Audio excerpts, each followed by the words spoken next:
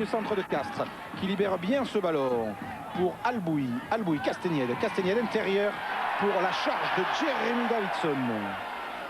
Albouy, cette fois c'est l'autre deuxième ligne. Thierry Bourdet, le capitaine du CO. Albouy sur le fermé, il va taper à suivre. C'est fait. Sadourny veille et Jean-Luc Sadourny va relancer le prix par Albouy qui ne lâche pas. Grosse pression à 5 mètres de l'embut de Colomiers sur ce ballon. Frappé par Albouy. Et finalement, ils s'en sortent pas mal. Surac pour Carré et Michael Carré dégage. Alors, ils s'en sortent bien, c'est vrai. Bon, Jean-Luc Sadourny avait récupéré ce ballon dans l'angle, très bien tapé par le demi de mêlée castré. En fait, de son crochet si magique, n'a pas perturbé le demi de mêlée, donc bleu et blanc. Ils s'en sortent très bien. Heureusement, il y a eu du soutien qui est venu très rapidement. Lancé, Rémi Vigneault, préféré à Christian Batut pour ce match. C'est en début d'alignement pour Bourdet. Bourdet gêné, ballon gagné et Galtier a dégagé. Mais il y a une pénalité pour le Castres Olympique. Il y a une faute en touche, Philippe. Oui, il y a une faute en touche. Monsieur Gastou signale qu'il y a un joueur qui s'est appuyé sur un adversaire. Et Thomas Castagnède va la tenter à la demande de son capitaine Thierry Bourdet. Première occasion pour Castres. On va revoir d'abord la faute. Alors qu'on revoit ici le lancer sur Bourdet. Et en fait, c'est en essayant de récupérer le ballon qu'il s'est appuyé en redescendant, sans le faire peut-être forcément exprès. Et Thomas Castagnède dans ce stade qu'il connaît si bien, bien sûr, c'est le stade du Stade Toulousain avec lequel il a été 4 fois champion de France et 1 fois champion d'Europe, en espérant pour lui que ce ne sera pas aujourd'hui le stade de ses adieux au championnat avant son départ pour les Saracens. Pour cela, il faudrait que Castres d'abord se qualifie pour les demi-finales pour qu'il puisse continuer. Thomas Castagnède. Ça part bien, ça part haut et ça passe. Le Castres Olympique ouvre le score 3-0. Oui, Eric, avec Alain Gaillard, l'entraîneur de Castres. Alain, est-ce que vous pensez vraiment que le fait que vous soyez déjà européen va changer quelque chose à l'état d'esprit de ce match? On a fait le choix, on a pris le parti de le leur dire 50 minutes avant le début de la rencontre, en espérant qu'on sera un peu décrispé et qu'on va se lâcher. On leur a demandé de se lâcher. On va voir ce que ça va donner. Merci. Davidson, sous la pression terrible sur le coup de pied de renvoi. Albouy, Castagnède dégage malgré la montée de Christophe Laurent et trouve une touche près de la ligne des 50. C'est bien que l'entraîneur ait dit à tous ses joueurs qu'ils étaient déjà qualifiés, parce que c'est vrai qu'il faut qu'ils se lâchent. Maintenant, ils n'ont plus rien à perdre. Il ne faut pas qu'ils aient de regrets jusqu'à la fin du championnat. Même s'ils devaient perdre aujourd'hui, il faut tenter au maximum, jouer face à une équipe plus forte que soi. Alignement raccourci, lancé Christophe Laurent, c'est pas pour Tabaco. Tabaco dévie sur Galtier. Galtier pour Scrella. Où il y a du monde à l'extérieur. La passe est mal assurée. Interception de Philippe Garry de l'ailier gauche de Castres qui va être repris par Carré. Dans les V2, il peut d'amener son ballon à Artiguste. Artiguste va aller marquer, il est repris à 2 mètres. Libération du ballon rapide pour les Castrés avec Vigneault, avec la Sissi, avec Albouy aussi qui essaye de le sortir, il est gêné. Les Colombiens sont à la faute. Et pénalité contre Colomiers, alors qu'il y avait une énorme occasion d'essai pour le Castres Olympique. Oui, énorme occasion d'essai, mais le Colomiers est revenu très rapidement en défense. Disons que même sur l'attaque de Colomiers, il y aurait pu avoir une différence. On le voit là, il y a une superbe attaque avec beaucoup de monde à l'extérieur. Seulement la passe, elle était par terre. Donc entre le 3/4 centre et Jean-Luc Sadourny. Jean-Luc n'a pas pu évidemment la récupérer. Derrière, contre-attaque immédiate.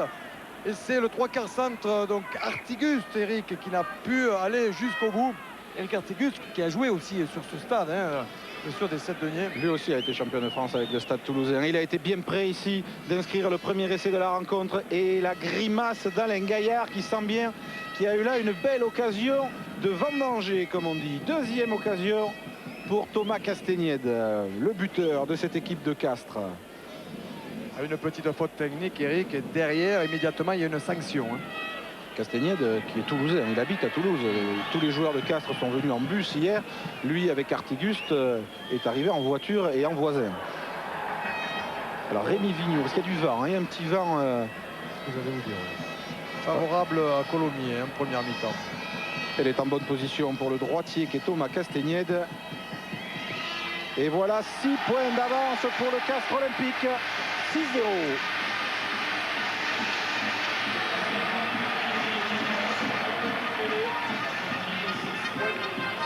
On voit ici le demi-mêlée qui a été pris par la défense de Colomiers.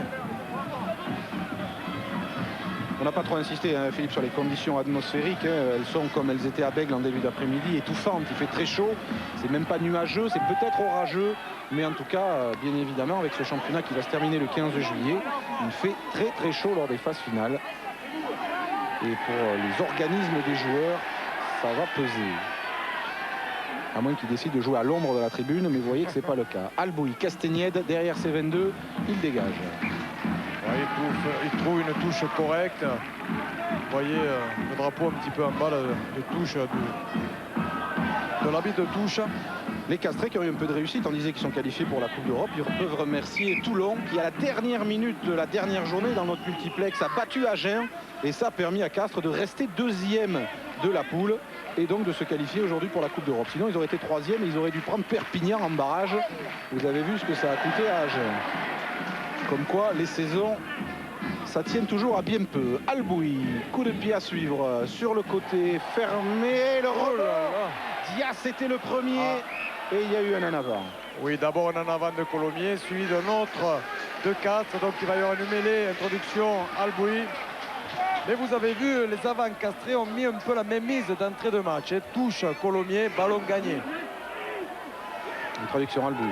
Ballon dans les pieds de Thierry Labrousse avec un départ au ras du troisième et ligne centre de Castres qui n'a pas pu assurer sa passe pour son demi de mêlée.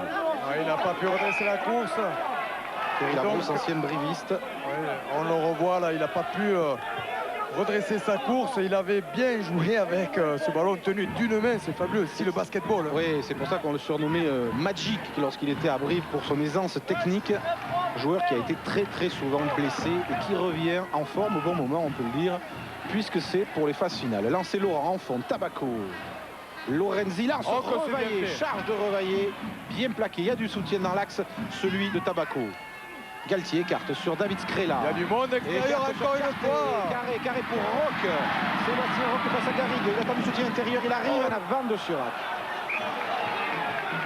C'est dommage pour Colomiers, ces petites fautes alors qu'ils sont dangereux sur chaque attaque. En première main, regardez, encore une fois, ils essaient d'amener du monde au milieu, mais ils sont sautés. Et en fait, c'est Michael Carré qui trouve ses coéquipiers à l'extérieur. Il y a toujours un peu d'espace à l'extérieur. Heureusement, la défense de Castres revient bien. Avec un lancer pour Christophe Laurent, ancien joueur du Stade Toulousain. Lui aussi, il est chez lui un peu ici. Labrousse a récupéré un peu de déchets dans les lancers columérennes depuis le début du match. Ici, Serge Millas, nouvel entraîneur de Colomiers. Je dis nouvelle parce qu'il n'était pas en poste en début de saison. C'était Henri Auriol. Il l'a remplacé aux côtés de Jean-Philippe Caria. En début de saison, Serge Millas entraînait les cadets de Auch. Vous voyez, ça change quand même un petit peu. Départ de Francis Tamac, qui est donc titularisé depuis la semaine dernière au poste de numéro 8. Pénalité pour un geste d'énervement de Jean-Marc Lorenzi et 10 mètres de plus parce qu'ils ont protesté. Il va falloir garder son calme et de la discipline dans ces matchs de phase finale. Oui, je pense que Jean-Marc Lorenzi a vu des Castrés aller au-delà du ballon. Et donc, il a donné un geste d'énervement. Voilà, et donc d'avoir parlé derrière... son équipe a été pénalisée de 10 mètres de plus. Ce qui pourrait donner à Thomas Castagnède l'occasion de tenter la pénalité. Ce ne sera pas le cas. Mais enfin, entre 55 mètres et 45 mètres, s'il n'avait pas le vent contre, ça aurait pu coûter 3 points à Colomiers. Thomas Castagnède a trouvé la touche avec le lancer à suivre pour Colomiers. Alors que j'ai aperçu quelqu'un qui prenait des jolies notes, qui faisait un dessin. Là, j'ai pas eu le temps de voir de quoi il s'agissait. On revoit cette action-là, un petit peu confuse ma foi.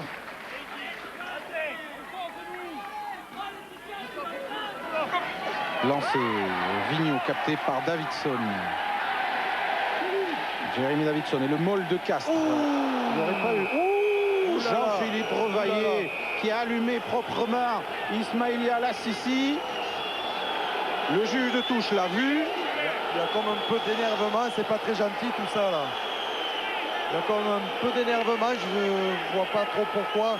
Il y a une pression, hein, Castres en ce moment contre Colomiers. Dans les phases finales, il faut arriver à se maîtriser. Il y a des moments forts, des moments plus faibles. Il faut essayer de courber les chines. Alors, monsieur Thomas fait son rapport à monsieur Gastou. Cela pourrait coûter cher à l'équipe de Colomiers. Jean-Luc Sadourny, le capitaine, est inquiet. Jean-Philippe Revaillé va prendre un carton, c'est sûr. De quelle couleur? J'ai vu le jaune, c'est un jaune. C'est un moindre mal et c'est 10 minutes derrière les poteaux de Castres. Colomiers peut faire ouf sur cette action-là. Alors qu'on revoit tout le mouvement là, vous voyez, vous avez vu un geste partir à un moment donné. Évidemment, il ne faut pas le faire.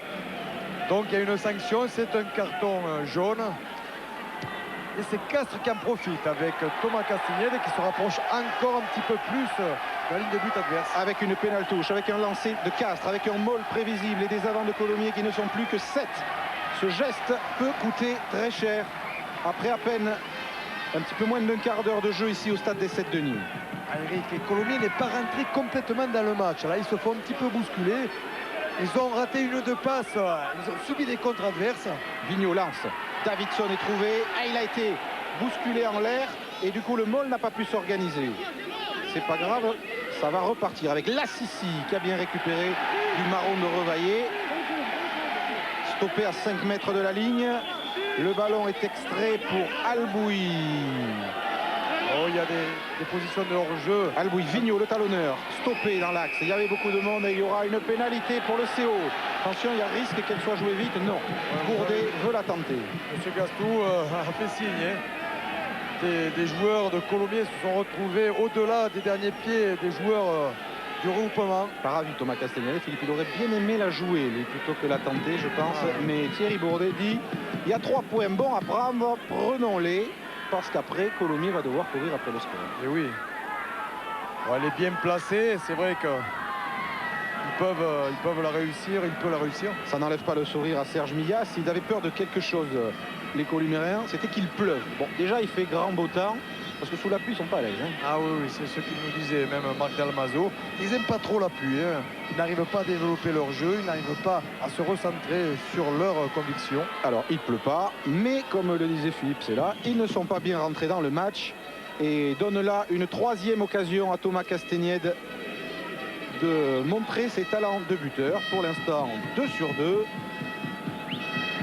Et maintenant, 3 sur 3. Castres Olympique 9, Colomiers 0. Oui, c'est avec Serge Millas justement qui avait le sourire tout à l'heure. Je ne pense pas que ce soit vraiment par rapport au match. Mais Serge, vous avez dit un peu dans la presse que vous craignez évidemment ces Castrés parce qu'ils sont gros et puissants devant et rapides derrière. Alors c'est quoi la solution? Déjà, c'est de ne pas perdre les ballons en touche. Ça fait 3 touches. Là, c'est à nous, on perd le ballon et puis on fait 2 ou 3 fautes importantes. Donc il faut qu'on se reprenne il faut vraiment tenir le ballon et pas faire de faute de main quand on l'a. Le plus dur pour vous, c'est quoi? C'est de regarder cette charge de Delpech qui vient de rentrer dans les 22 mètres de Castres avec le relais du talonneur Laurent. Mêlée ouverte, Galtier va sortir ce ballon. Galtier pour David Scrella.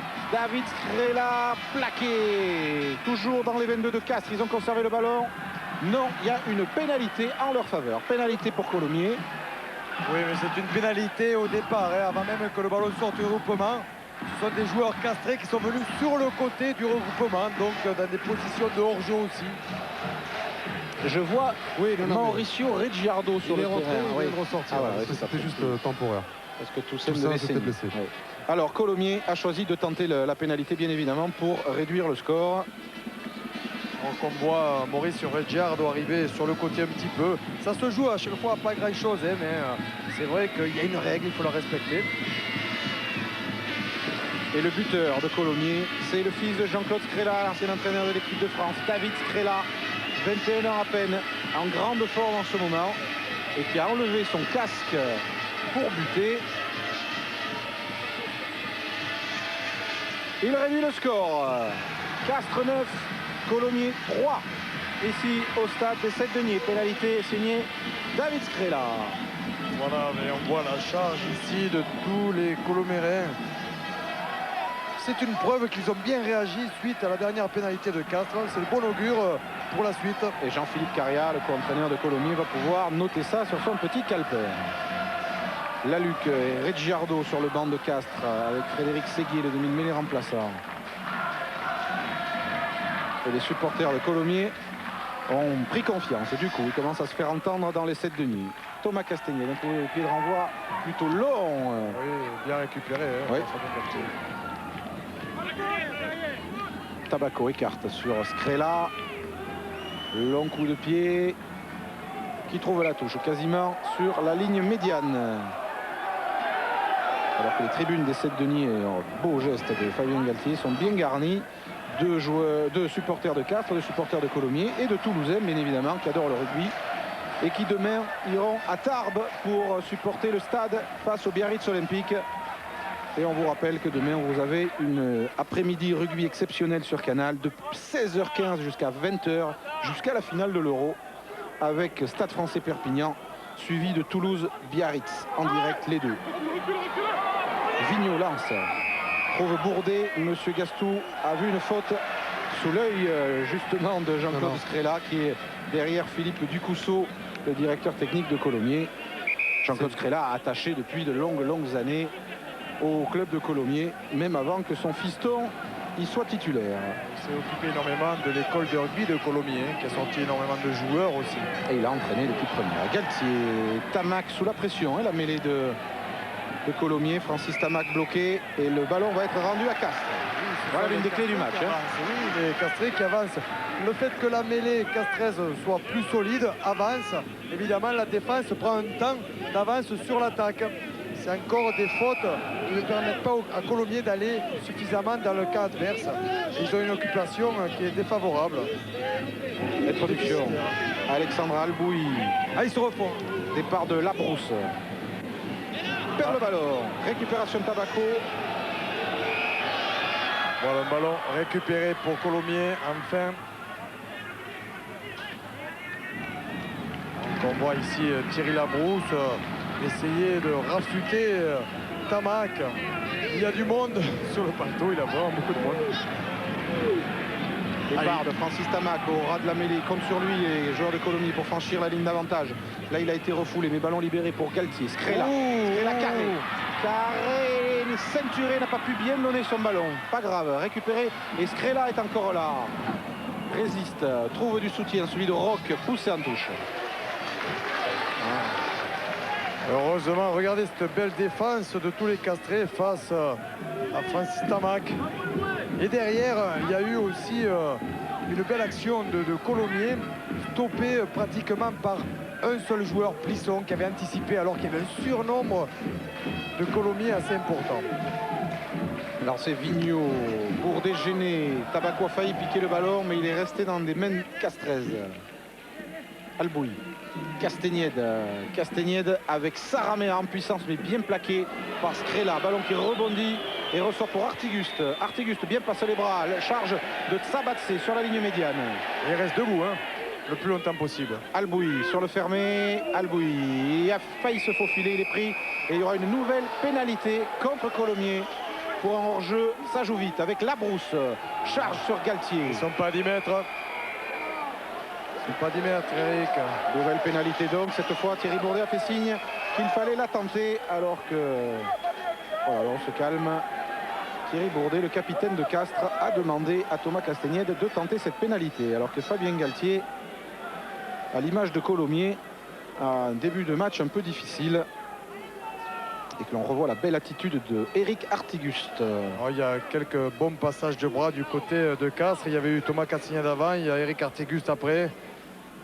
Et puis il y a eu le pilier de Tsabatse, alors qu'on regardait un petit peu la maîtrise, elle est castraise, mais surtout l'occupation du terrain. Tout ça parce que les Colomiériens font trop de fautes et donc ils donnent des armes à l'adversaire. Dans le premier quart de finale tout à l'heure, c'est la section paloise qui a mené pratiquement tout le match, qui a gardé l'avantage jusqu'à la fin. Depuis le coup d'envoi ici au 7 Deniers, c'est le Castres Olympique qui est en tête au tableau d'affichage. Il a tourné ce ballon, il ne passe pas entre les hautes perches des 7 Deniers. On en reste à 9-3. c'est le vent qui l'a enlevé au dernier moment. Alors qu'il relance Jean-Luc. Relance de Jean-Luc Sadourny avec Tabako au relais. Plaqué. Il aurait peut-être perdu le ballon là, oui. Exact. Récupération Castres dans les 22 de Colomiers. Ça peut être dangereux si ce ballon sort vite. Il y aura une mêlée pour Castres et quelques gestes de dépit côté Colomiers. Sadourny notamment vient un peu râler. On revoit la relance de l'International. Voilà, ça c'est bien tenté. Il y a des plans de jeu qui sont mis en place. Ensuite, il faut jouer aussi avec l'instinct. Il faut que tous les coéquipiers puissent suivre, comme Tabako ici.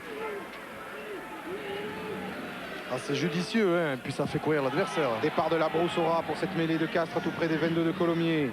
Oh, il y avait un ballon gardé au sol. Il va y avoir une faute au sol, voilà. Il l'a bien vu, M. Gastou. Il a pénalisé la Brousse. C'est vrai. Le joueur de Colomiers était bien sur ses pieds, debout. Et il appelle Sadourny en rappelant vraisemblablement que le capitaine c'est Sadourny et que théoriquement Fabien Galtier ne doit pas trop parler.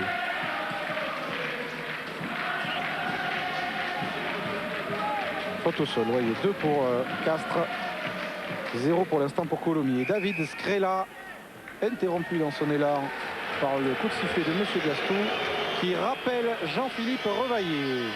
Ça fait 10 minutes et il y a eu moindre mal. Hein, oui, ça sont bien sortis là, Colomiers à 14 contre 15. Quand on sait l'important, surtout en deuxième mi-temps, de se retrouver à 14. Et souvent les matchs sont perdus, d'où l'importance de la discipline. David Scrella ramène le jeu, mais toujours légèrement dans le camp de Colomiers. Donc on revoit la bonne charge là au départ de Thierry Labrousse. Derrière, vous avez vu qu'il a voulu garder le ballon. Le soutien arrivant légèrement un peu tard. C'était Francis Tamac qui était à cette récupération. Point commun entre ces deux équipes la saison passée. Toutes les deux ont été battues en quart de finale. Castres, c'était à l'extérieur, à Montferrand, de peu. Colomiers, c'était à domicile entre guillemets. C'était ici au Sept-Deniers. Et la surprise s'appelait Grenoble, qui ensuite avait perdu en demi-finale contre Montferrand. On était à Montferrand, c'était un match fabuleux, hein, plein d'initiatives. Ballon gagné par Revaillé, qui signe là son retour. De Giusti va au sol. Galtier va pouvoir écarter sur David Scrella. Scrella fait la passe, prend le coup, passe les bras. Et petite maladresse derrière, sans conséquence, le ballon est conservé. Galtier. Heureusement qu'il y avait beaucoup de soutien avec Delpech notamment. Francis Tamac. Tomouli, 130 kg, le pilier néo-zélandais. Et ça repart. Scrella passe les bras, retrouve Surac, Tabako, puis Rock maintenant qui vient chercher le ballon vers le centre. Bon jeu de passe. Bien joué. Sadourny ceinturé par Plisson. Les Columérennes dans les 40 mètres de Castres, ils ont conservé le ballon. On va pouvoir le sortir de cette mêlée ouverte avec Revaillé qui insiste dans l'axe. Nouvelle libération. On repart encore avec Michael Carré. Galtier maintenant peu écarté sur Francis Tamac. Il n'y a pas grand monde extérieur, alors il repique vers l'intérieur. Il s'arrache, il est pris. Belle séquence de jeu de Colomiers insistant avec Tabako. Ouais, mais il a gardé le ballon lui aussi, peut-être. Faute au sol. Ça va faire 2-1. Je me demande s'il n'a pas fait 2, M. Gastou. On dirait qu'il fait 2. Il y a 2 pour Colomiers aussi. Hein. 2 fautes au sol pour Colomiers. 2 partout. Alors que c'est le danger. Castres est sonné, c'est José Diaz. C'est le danger de repartir très souvent lorsque l'adversaire est bien installé sur les côtés. On le voit ici, là, Sissi qui essaie de récupérer le ballon. Évidemment, Tabako essaie de le garder un peu plus encore. Mais il y a bien faute. Tiens, on regarde l'infirmerie le temps que Diaz se fasse soigner pour voir les absents des deux côtés. Côté Castres, que des arrières blessés. Rolleston, son joker, Laega et Hugo Mola. 3 joueurs susceptibles de jouer numéro 15 blessés. Colomiers, Dalmazo, on vous l'a dit. Pégari, le pilier, et 2 ailiers, Bastide et Martinez, ce qui oblige le 3/4 centre Rock à jouer à l'aile aujourd'hui. D'autant que les entraîneurs de Castres ont écarté Marc Biboulet du groupe, tout simplement parce que Biboulet a signé à Castres pour la saison prochaine. C'est vrai que cette fin de saison coïncide avec le marché des transferts, c'est pas pratique pour beaucoup de clubs.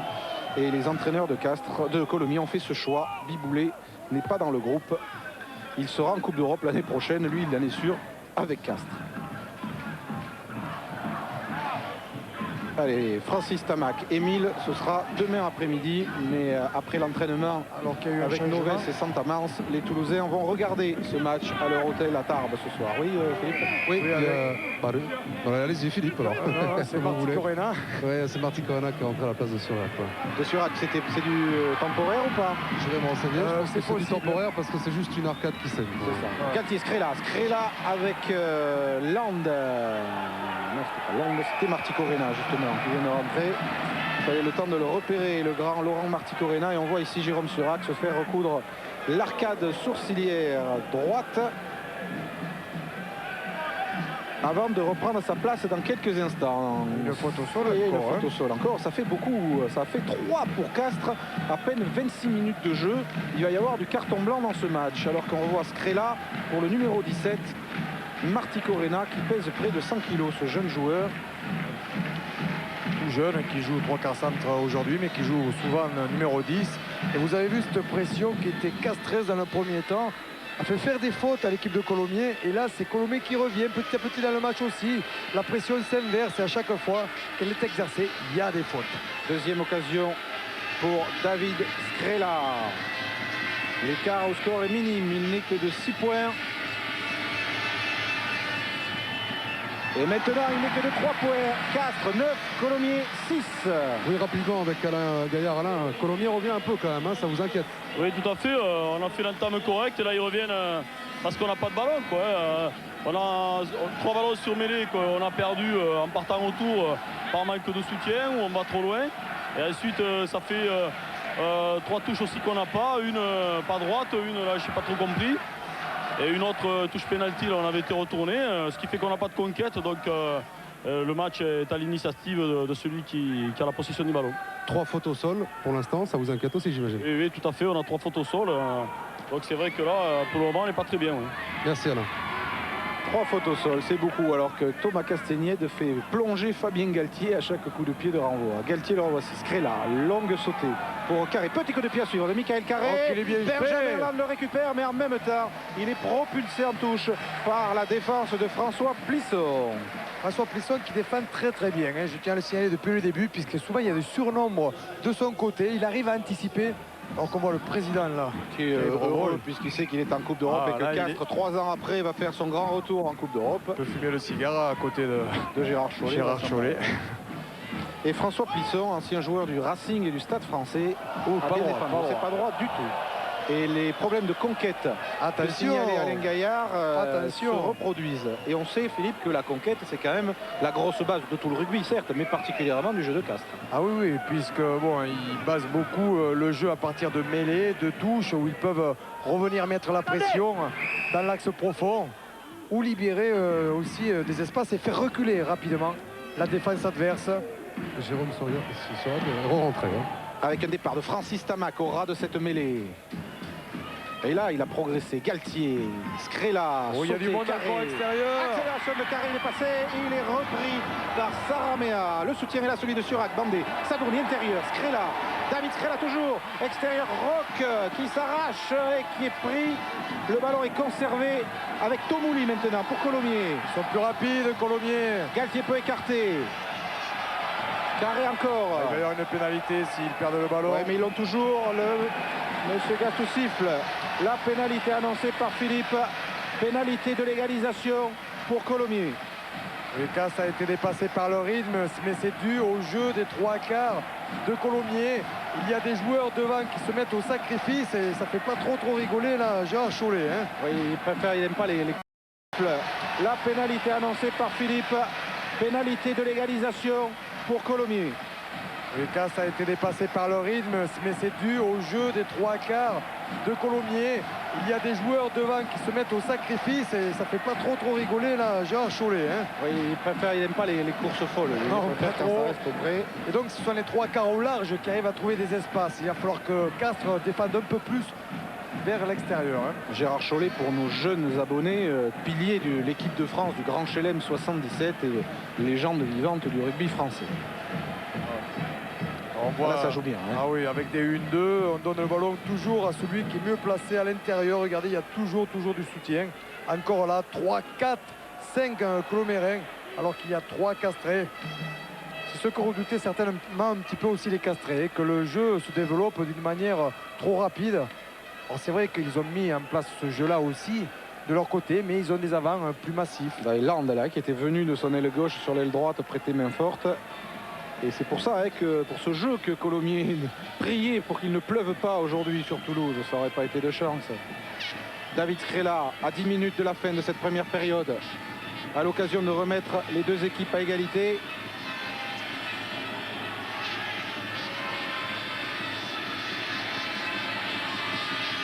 Ça part bien, ça passe.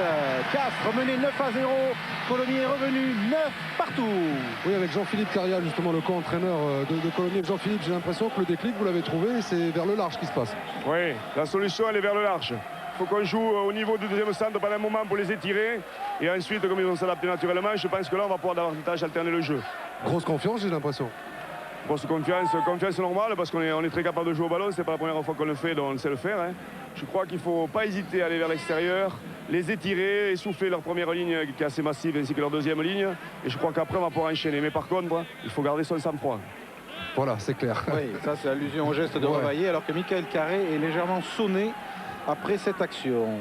Castagnède, plus court son coup de pied de renvoi cette fois. Colomiers le récupère avec Laurent, Christophe Laurent. Bien joué. Galtier. Scrella passe un peu haute. C'est pas grave, il s'en sort malgré la Sissi. Eh oui, mais ils perdent le ballon, les joueurs de Colomiers. On a peut-être une stat à montrer, Philippe. Oui, je voulais montrer une stat sur la maîtrise de l'occupation, voir la différence entre le début du match et maintenant, où en occupation du terrain, Castres est légèrement dominateur encore. Mais alors regardez sur la maîtrise, Colomiers depuis un certain temps. Ça joue vite. En avant. En avant. C'est les phases finales, ça va tellement vite, on a même plus le temps de voir les stats. Mais Colomiers a eu beaucoup de ballons ces derniers temps, hein, puisque Castres a essayé de jouer sur les mêlées à partir du 8, mais ils ont perdu beaucoup de ballons. Ils n'ont pas eu des lancers en touche suffisamment précis. Et c'est Colomiers qui en a profité. Oh la poussée castraise. Ils se refont là. Pénalité pour Castres suite à ce gros effort du pack sur cette mêlée. Regardez. Vous voyez comme quoi entre le début de match, ensuite l'entre vers la 20e, 25e minute, c'est Colomiers qui revient et Castres qui fait les efforts sur cette fin de première mi-temps. Avec Thomas Castagnède qui a trouvé la touche. Lancé à suivre pour Rémi Vigneault sous l'œil de Francis Ruy. L'entraîneur avec Alain Gaillard. Francis Ruy, champion de France avec Castres en 1993. Alors tout à l'heure, ils n'ont pas su développer leur molle suite à un ballon comme ça si près de la ligne. Cette fois, c'est la solution de touche courte qui a été adoptée sur Bourdet. Le molle est bien structuré, progresse, file derrière la ligne. Que dit monsieur l'arbitre? Il n'accorde pas l'essai. Mêlée à 5. C'est au bénéfice du doute. Évidemment, il y avait beaucoup de joueurs. C'est pas toujours facile. Juste un rappel, messieurs, hier Marc Dalmazo nous a dit qu'il ne faut pas qu'il y ait des mêlées à 5. Eh ben, justement, on y est. Oui, exactement. Regardez, hein, il manque pas grand-chose. Hein. C'est vrai qu'il y a Francis Tama qui est dessous. Il n'avait pas essayé, il manquait pas grand-chose. Tomouli, Laurent, Delpech, il leur faut résister. Il y a eu beaucoup de blessés en première ligne côté Colomiers ces derniers temps. Et la tenue en mêlée donne donc quelques soucis. Alain Gaillard, lui, suit de loin. Et il espère beaucoup. Hein. Une phase décisive dans cette fin de première mi-temps. Mêlée effondrée. Monsieur Gastou pénalise Castres. Il pénalise le pilier gauche du Castres Olympique, Laurent Toussaint. Oh, ça va être un sujet encore à polémique parce que maintenant à savoir qui de la première ligne de Castres ou de Colomiers a fait faute. C'est toujours l'éternel problème. En tout cas, ça fait du bien à Colomiers pour revenir sur ses soucis en première ligne. Avec 3 blessés le week-end dernier contre Bourgoin, les dernières mêlées du match n'avaient pas été poussées car Dalmazo, Tomouli et Delpech, je crois, avaient dû sortir sur blessure. Et vous savez que quand il n'y a plus de joueurs spécialistes en première ligne, on ne pousse plus les mêlées. Ça avait bien fait râler Michel Couturas, mais les joueurs de Colomiers étaient bel et bien blessés.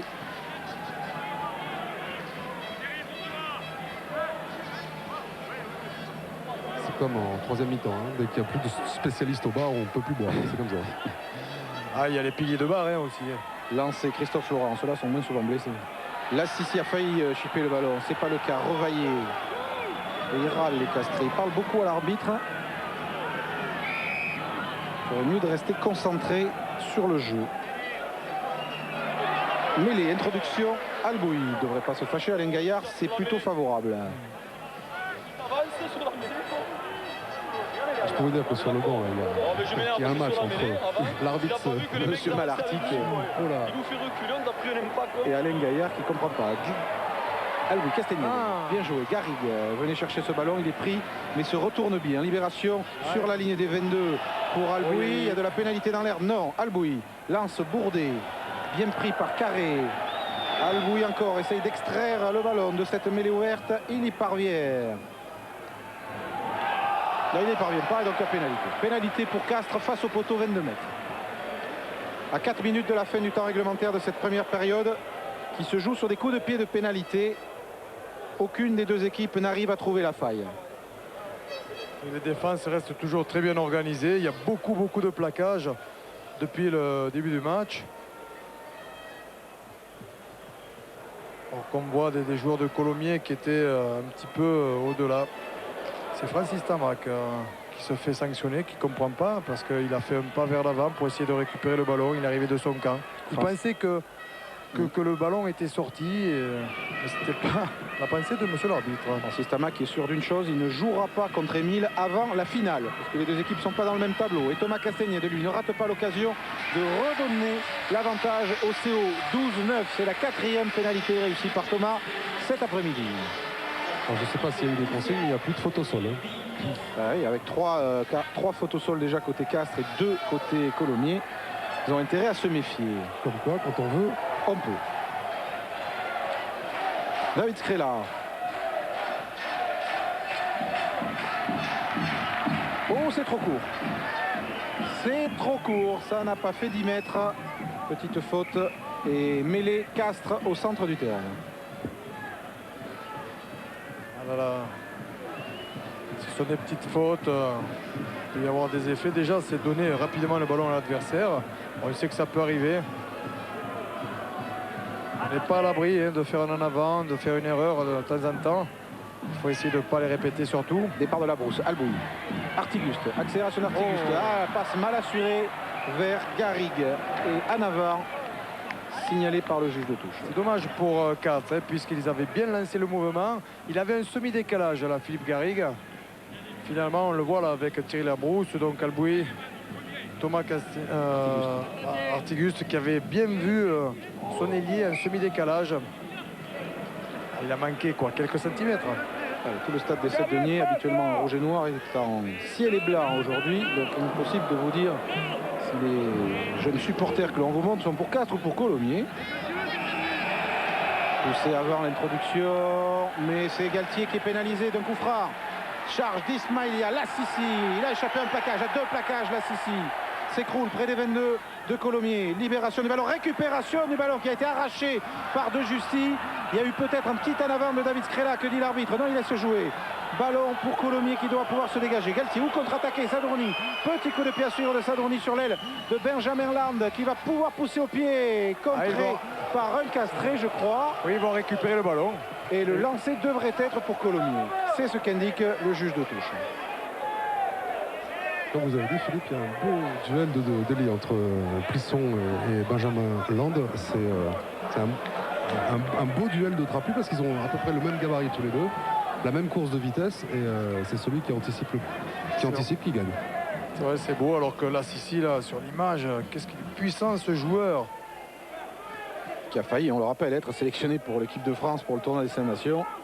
Malheureusement, il n'était plus sélectionnable. Lancé pour Christophe Laurent, ancien 3e ligne des espoirs du Stade Toulousain. Et coup franc pour Colomiers, que Galtier joue vite. Fabien Galtier lance Francis Tamac, mis au sol par la Sissi. Mêlée ouverte, Galtier, Scrella, Carré, Surac à suivre. Surac gêné par Castagnette. Jean-Marc Oé, l'arrière de Castres, est le premier sur ce ballon. Et les Castrés devraient pouvoir se dégager. Alboui, Castagnette derrière ce 22. Il a dévissé. Dégagement bien haut. À la récupération, il y a Sadourny à la réception. en touche. Alors que le temps réglementaire est terminé et que Castres ne mène que de 3 petits points dans ce quart de finale. Castres qui ici au Sept-Deniers a perdu cette saison la finale du bouclier européen, la deuxième Coupe d'Europe. Contre qui? Contre la section paloise, qui sera donc le prochain adversaire de Castres ou de Colomiers. C'est bien d'utiliser tous les espaces, il y a des défenses qui sont bien organisées. Là, il y avait eu un jeu au pied. Et Jean-Luc, on voyait la réception du ballon. De Justi, sous la pression de Dias. Grosse pression quand même, la troisième ligne de Castres sur tous les mouvements. Charles de Tomouli qui relâche le ballon. Il n'y a pas d'en avant, cela dit. Scrella s'est bien couché dessus. Et conservation par Colomiers. Galtier. Fou a cherché à filer au ras du regroupement. Il n'y est pas parvenu. Francis Tamac récupère ce ballon. Lance de Justi qui repart vers les avars pour refixer la défense de Castres. Dans l'axe, toujours Tomouli qui a joué avec John Alomu au Contis en Nouvelle-Zélande. Galtier, Scrella à suivre. Contré, ça revient dans les pieds de Carré qui récupère. Pas d'en avant.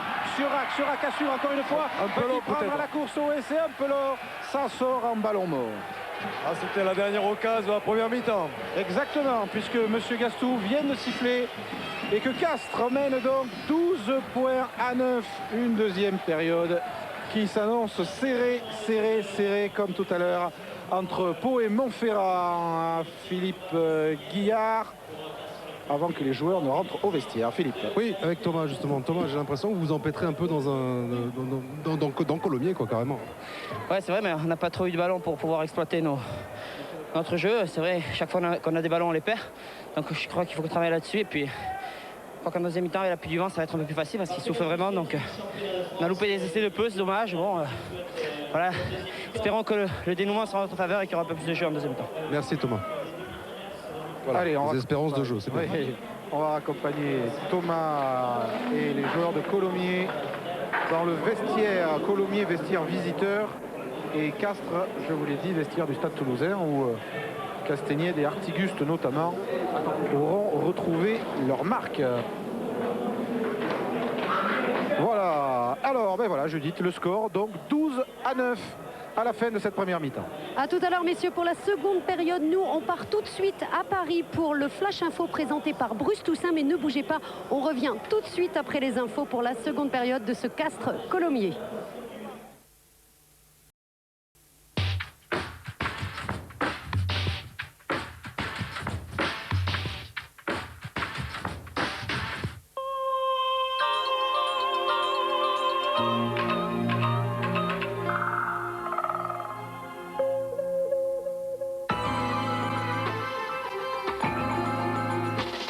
Sur la maîtrise du ballon, j'ai retenu qu'il y avait à peine plus de 10 minutes de temps de jeu, donc ça fait pas beaucoup. Il y a d'abord eu Castres qui a dominé, il gagnait 9-0. Ensuite, c'est Colomiers qui a eu le ballon la plupart du temps. Ils ont réussi à revenir à 9-9.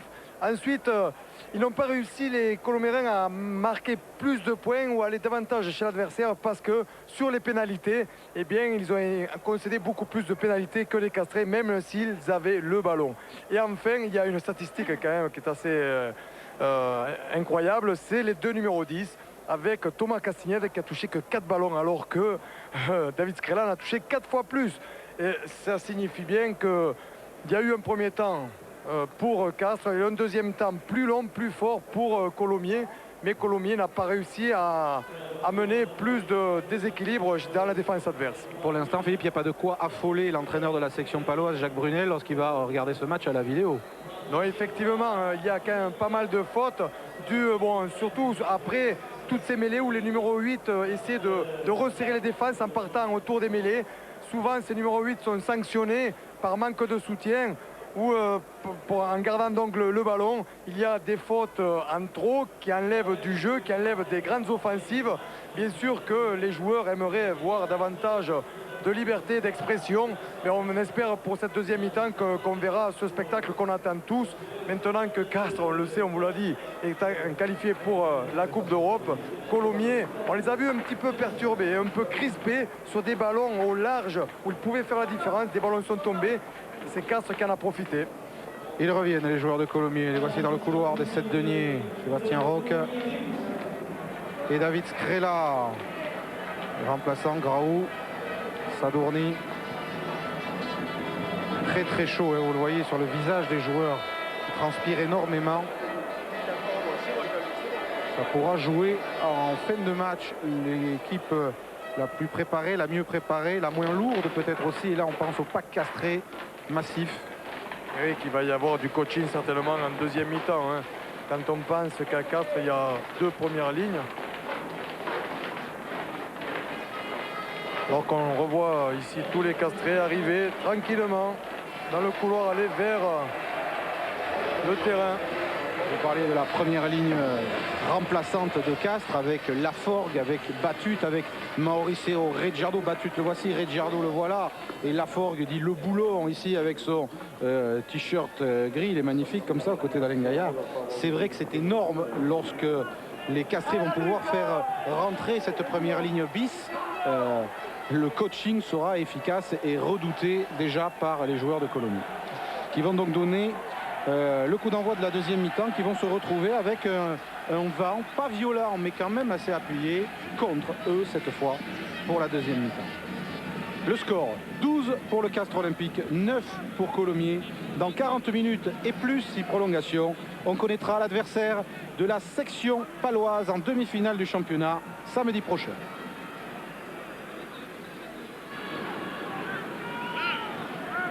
Thierry Labrousse aux ordres de Monsieur Gastou, c'est reparti avec David Strela. Le ballon touché par la barre de Colomiers qui a commis un en avant, c'est net. Que c'est dommage, le coup d'envoi était parfait, pas trop loin, assez haut, et puis derrière, en voulant récupérer le ballon, l'amener dans son camp, il a manqué peut-être un petit centimètre et le ballon est allé vers la ligne but adverse. Mêlé pour Alboui. On verra ce que Colomiers peut faire dans ce stade des 7 deniers qui les a vus ici remporter le premier titre de leur jeune histoire. C'est un club qui a à peine un petit peu plus de 20 ans. C'était le bouclier européen il y a 2-3 ans contre Agen. Oh, ils avaient fait un festival ce jour-là. C'est une équipe qui a peu évolué alors que Jean-Philippe Carrière prend toujours des notes. Et l'important côté Colomiers, c'est la stabilité de l'effectif. Ça doit aider au niveau des automatismes. Il n'y a pas eu de transfert sensationnel ces dernières saisons. C'est vrai, parce qu'il y a un effectif avec des joueurs de l'ombre qu'on peut appeler des joueurs de devoir, des joueurs que l'on connaît peu parce qu'ils jouent dans le club depuis très longtemps. Ils ne sont pas internationaux, mais comme ils jouent depuis longtemps avec les autres joueurs leaders, il y a une osmose qui se crée, beaucoup de cohésion. Et c'est pour ça qu'on les voit tous les ans très près d'une finale du championnat de France. On les a vus pendant ces 2 dernières années en Coupe d'Europe. Ouais, finaliste l'an dernier contre l'Ulster et éliminé cette saison. Ils n'ont pas eu de chance, ils étaient dans la poule de Munster, les finalistes. Davidson, ballon échappé, récupéré par Colomiers. Qui c'est qui était sous la pression? C'est De Justi, le troisième aligné, qui s'était détaché. Monsieur Gastou, pénalité pour Colomiers. Joué vite par Fabien Galtier qui veut emballer le match, qui sait que c'est sans doute en donnant beaucoup de rythme que Colomiers trouvera la faille dans la défense de Castres, comme ici avec cette charge de Tabaco. Delpech au relais, Delpech charge lui aussi, passe la ligne médiane, libère bien son ballon dans l'axe pour Francis Tamac. Là ça tarde un peu à sortir, c'est fait sur le fermé. Galtier, Scrella s'engage, passe les bras mais ne donne pas le ballon, c'est pas terminé. Delpech est encore au soutien. Oui, toute la défense est en ligne et c'est pour ça que Colomiers insiste dans l'axe profond. Galtier écarte Scrella alors qu'il y a un joueur de Castres qui est blessé, allongé au sol. Il me semble que c'est Vigneault. Peut-être le talonneur Vigneault. Pénalité pour Colomiers dans les corps de David Scrella à une 35 mètres des poteaux de Castres. Comme en première mi-temps, c'est un joueur qui est arrivé sur le côté, qui est allé mettre une pression. Qui est blessé? J'arrive pas à voir. Je pense que c'est Vigneault. Je vois pas Thomas Castagnède, moi. Si, oui, il y est sur le terrain. Il y est. Alors c'est bien Rémi Vigneault. Donc Thomas Castagnède ressemble à Rémi Vigneault. Au sol comme ça, oui. Allez, il y a eu un blessé là. Je crois que Judith est dans les tribunes aux côtés de quelqu'un qui suit très attentivement ce match, Judith. Oui, je suis en compagnie de Jean-Claude Strela. Alors Jean-Claude, on sait que vous êtes attaché au club de Colomiers. Colomiers a eu un petit peu de mal à rentrer dans le match, mais là on a l'impression qu'il pose quelques problèmes au Castres Olympique. Oui, c'est un peu normal quand même que je sois un peu supporter de Colomiers. Oui, bien sûr, Colomiers a eu des difficultés à rentrer dans le match. Ils sont revenus au score, mais ce qui est un peu dommage, c'est qu'il y ait beaucoup trop de fautes. On en est toujours au même point. Il y a des équipes qui veulent jouer, mais il y a trop de fautes qui viennent émailler ce match. Et, on va de pénalité en mêlée, en touche. Et voilà, donc on va encore retaper une pénalité. Moi, je trouve que c'est dommage qu'à ce stade de la compétition, on est en plein mois de juillet. C'est vrai qu'il fait chaud, mais il est quand même dommage que techniquement, on ne soit pas capable de faire moins de fautes. C'est vrai, c'est ce qu'on disait avec Eric et Philippe tout à l'heure. On ne vit pas un grand match technique aujourd'hui. C'est le moins et il faut espérer que les Columérins, contre le vent, soient capables de faire la décision. Mais bon, c'est un match très indécis, très engagé. Mais il faudrait que les gens se disciplinent un peu. Alors, merci beaucoup. De Jean-Claude à David. David qui passe cette pénalité et qui égalise. Castres 12, Colomiers 12. On a senti Philippe chez Jean-Claude Scrella. La déception légitime d'un match qui n'atteint pas les sommets. Rien à voir avec le HM Perpignan phénoménal de la semaine dernière. Ça n'empêche pas Jean-Philippe Caria d'être heureux. 12-12. Oui, il fallait pour Colomiers revenir au score. Ils ont eu quelques minutes favorables et ils en ont profité, ils ont concrétisé. Ça va s'emballer dans cette deuxième période, soyez-en sûrs que des joueurs comme Thomas Castagnède ou Sadourny vont se charger de mettre le feu, comme les Columérins qui remontent ce ballon. Thomas Sadourny, le voici, il est bien plaqué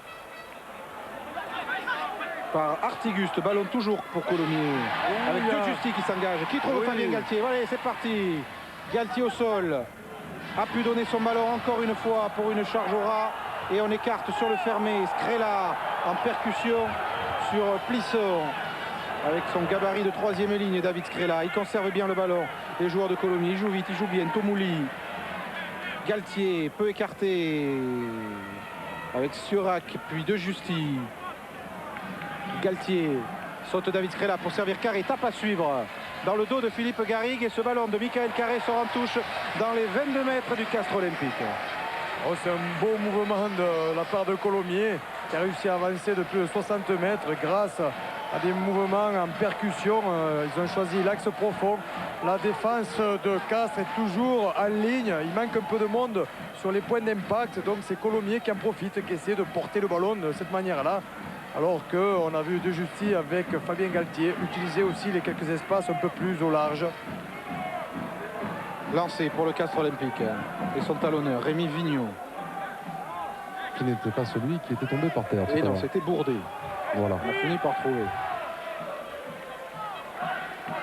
Fond d'alignement, Lobé, Tamac récupère ce ballon. On a beaucoup à jouer pour les joueurs de Colomiers. Balle au sol, mêlée ouverte. Galtier va pouvoir écarter sur Scrella. Non, Monsieur Gastou siffle une pénalité contre Castres. On aurait peut-être pu laisser jouer. Il y avait un ballon qui allait sortir pour Galtier. Et si c'est une faute au sol, ce serait la quatrième à suivre. Parce qu'il a fait une 3, il a encore annoncé troisième. Ah bon, alors c'est la troisième faute pour le Castres Olympique.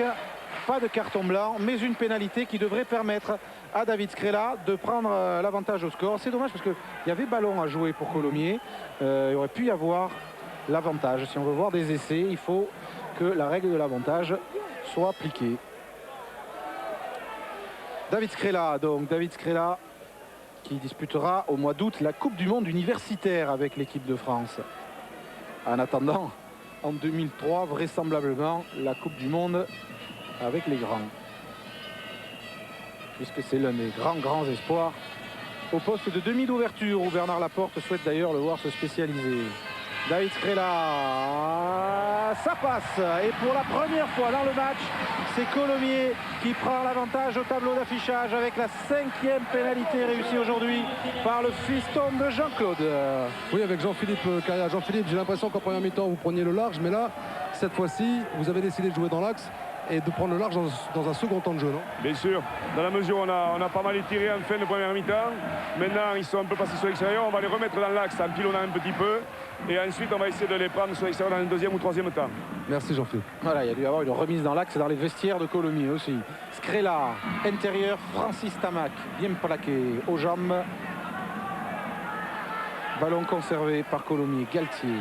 Scrella, coup de pied à suivre, un peu long, directement sur l'arrière de Castres, Jean-Marc Hoé qui va relancer. Voilà, le match va s'emballer maintenant que Castres est mené au score. Il croise avec Garrigue qui a échappé un plaquage avant d'être repris. C'est dommage, il y avait un peu d'espace à l'extérieur. Il y avait 15 mètres, mais il garde le ballon toujours. Alboui, Thomas Castagnède, long coup de pied, ouais, il n'avait pas beaucoup d'autres choses à faire, mais il va trouver une touche magnifique dans les 22 mètres de Colomiers. Pas trop de solution, mais il a eu la bonne solution. On le revoit, il cherche des solutions. Là, il y a une croisée. Excusez-moi, vous étiez sur un ralenti. Non, mais c'est important. David Scrella touché. A bien touché, apparemment. Il est, oui, effectivement, il est dans les 40 de la Colomiers. Ligue nationale de rugby, dans les 40 mètres dans le camp de Castres. Le demi d'ouverture, oui, il est étendu au sol. Il aurait pris un choc sur l'action précédente. Et c'est un pion important, évidemment, essentiel même, de Colomiers, qui est sonné. Et à ce moment-là, ce serait, je pense, Marty Corena qui rentrerait. On va le revoir Carré avant qui l'action. Oui. C'est un coup involontaire avec Vigneault. Il a heurté le genou de Vigneault. Donc il a dû avoir un petit KO.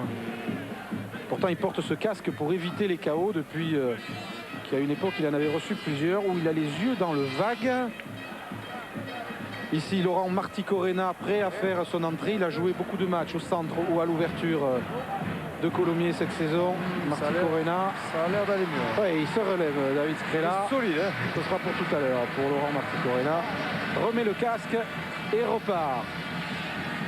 Et c'est le buteur, hein, c'est le buteur. Marty Corena est aussi un excellent buteur, mais David Scrella, c'est le buteur de Colomiers. Et quel buteur pour l'instant? C'est lui qui a passé les 15 points qui permettent à Colomiers de mener après 10 minutes de jeu en deuxième période. Lancé pour Christophe Laurent, qui lui aussi d'ailleurs, comme Scrella et Roch, disputera la Coupe du Monde universitaire en Italie.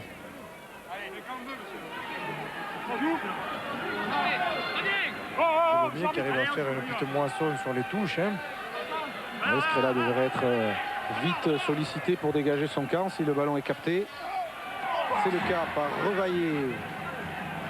Oh, le molle dynamique pour le moins de Colomiers. Scrella, ballon pour Michael Carré, plaqué par la Sissi. Il a pris l'avantage de la ligne. Galtier lance Lorenzi. Galtier encore sauté, petite incompréhension, s'adournit sous la pression, mais devrait conserver le ballon. Il faut qu'il sorte ce ballon. Ils ont progressé quand même dans le mouvement. Monsieur Gastou siffle une pénalité contre Colomiers. Qui c'est qui est pénalisé? Delpech ou Laurent? Pas vu. En tout cas, il fait signe. Delpech, le pilier gauche, qui ne comprend pas la décision arbitrale. Pénalité offerte au Castres Olympique. Alors qu'on voit sur toute cette phase de regroupement de joueurs sur les conquêtes, ils se réorganisent très très vite, les joueurs de Colomiers, pour avancer, pour gagner du temps. Il a vu le pied. C'est Monsieur Gastou a pensé que Delpech avait essayé de faire mal en faisant un rocking un peu exagéré. Alors qu'on revoit le beau molle de Colomiers. Qui va très très vite, donc qui déstabilise complètement. Regardez, Delpech à gauche, vous voyez, hop, le geste du pied. Je pense qu'il touche personne, mais l'intention y est. Et donc c'est cela qui a été sanctionné. Occasion donnée à Thomas Castagnède, à qui l'on doit adresser toutes nos félicitations, puisqu'il s'est marié en début de semaine à Céline. Thomas Castagnède va essayer de remettre les deux équipes à égalité. Près de 40 mètres.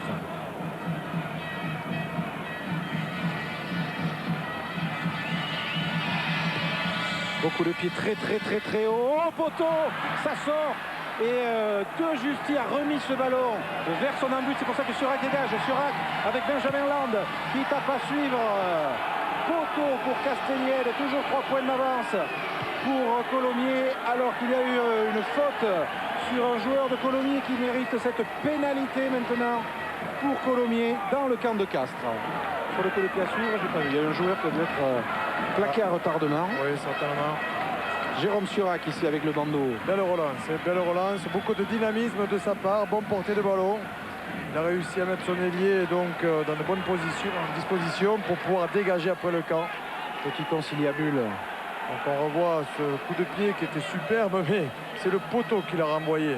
Ouais, De Justi, après il vient buter sur De Justi qui le remet dans son but. Surac, Land, et là, boum, voilà, c'est ça. C'est un peu malheureux, c'est malheureux. Hein. Ouais, c'est pas une faute, on peut pas dire que ce soit un plaquage de retardement ou quoi que ce soit. Pénalité tapée en touche par David Skrela. Et Colomiers revient s'installer dans le camp du Castres Olympique. Voilà la faute de Vigneault sur Benjamin Land, l'ancien Palois, qui en cas de qualification de Colomiers retrouverait ses anciens partenaires en demi-finale. Lancé, Christophe Laurent. Alignement raccourci. Tabaco visé, il dévie sur Galtier. Fabien Galtier. Balle au sol. Relais de Revaillé, bien pris par Bourdet. Ça ressort pour le demi de mêlée de Colomiers. Mais la grosse pression défensive de la troisième ligne de Castres. Ils s'en sortent bien. Hein. Peut-être le drop de David Skrela. C'est parti, contré par la Sissi. Attention à la Sissi. Surac est en couverture et récupère ce ballon. Jérôme Surac, coup de pied hasard qui sera en touche dans les 40 mètres de Castres. Oui, il n'avait pas beaucoup de solutions. Il y avait Jean-Luc Sardoni qui s'était replacé dans l'axe profond. Mais on voit une très grosse pression de la part des Castrés dès qu'ils peuvent. C'est vrai, autour des dégroupements. Fabien Galtier a été pris une première fois là sur le drop de David Skrela aussi. C'est la Sissi qui vient contrer le ballon. Mais c'est quand même Colomiers qui à chaque fois récupère ses ballons. Et donc ils ont une grosse maîtrise. Hein. 85% du temps en possession du ballon, c'est énorme. Depuis le début de la deuxième mi-temps. La Sissi et les Castrés sont à la peine. Lancé Vigneault sur Bourdet en début d'alignement. Impeccablement capté. Molle de Castres. Écroulé. Récupération de Revaillé pour Colomiers. Pénalité. On l'écrouler. Hein.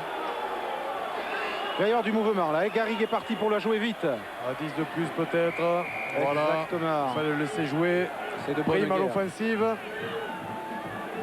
C'est encore un peu loin, hein, peut-être, pour que Thomas Castagnède l'attente, à moins qu'il se la sente. C'est un peu loin. Il est puissant. Oui, là, ça on l'a vu avec l'équipe de France déjà. Et avec le Castres Olympique a marqué de très loin. Il a un peu de vent favorable.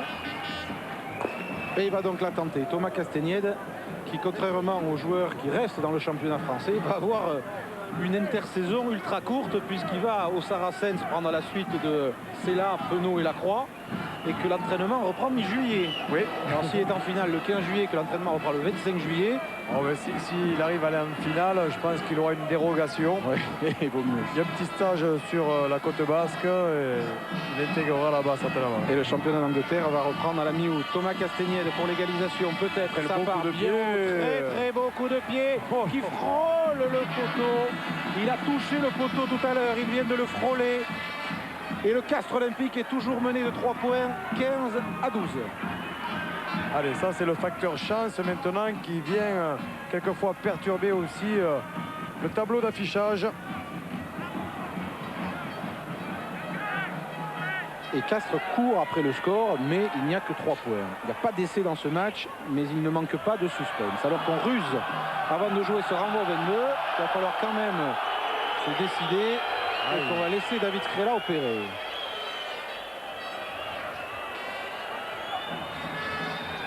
Loin. Hop, directement en touche. Deuxième faute sur les renvois de David Skrela. Après le coup de pied de renvoi au centre tout à l'heure a raté. Et là, voilà une mêlée Castres, 22 mètres face au poteau. Ça redonne de la voix aux supporters du CO. Effectivement.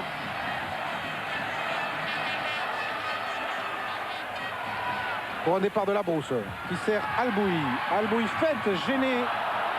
Et interception avec Benjamin Lade qui tape à suivre. L'attaque de Castres a bafouillé.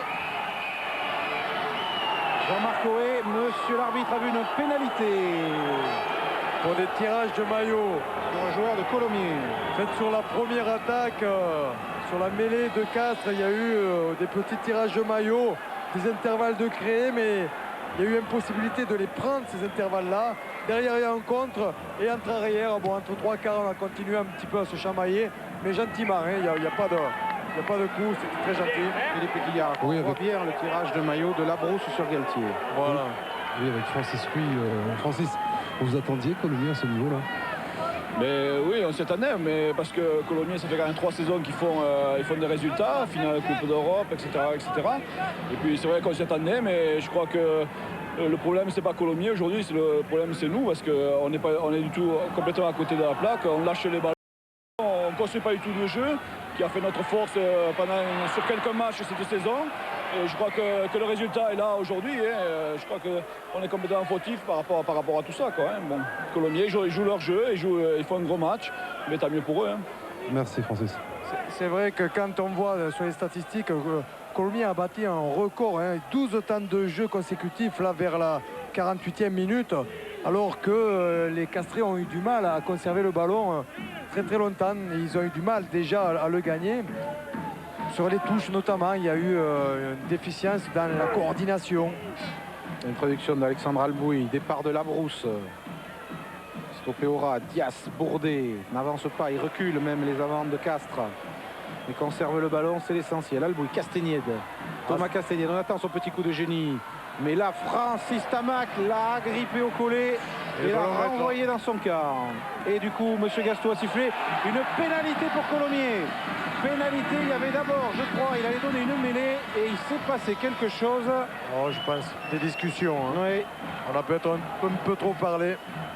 Et pénalité qui pourrait donner 6 points d'avance à Colomiers si David Scrella l'a réussi. Allez, il faut se maîtriser jusqu'au bout, hein, dans toutes ces situations de phase finale.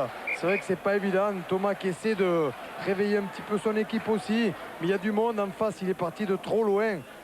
Et c'est Francis Tamac qui en profite. Et derrière, vous voyez tous ces joueurs habillés de Bordeaux. Il y a vraiment beaucoup de monde. Et la pression est colomierine. Il y avait 2 équipes qu'on voyait aller très très loin dans ce championnat, hormis le Stade Toulousain, par rapport à la qualité de jeu qu'elles ont développée pendant la première phase. Il y avait Agen qui a été battu par Perpignan. Il y avait Castres aussi. Souvenez-vous, ce Castres-Montferrand avant Noël, où même si les Montferrandais n'étaient pas très concentrés, il y avait une démonstration phénoménale. Là, on sent bien, comme le disait Francis Ruy, que Castres n'arrive pas à développer son jeu habituel. C'est vrai qu'ils ont des bases et les bases ne sont pas tout à fait respectées aujourd'hui. Il y a quelques fautes sur ces points forts de Castres.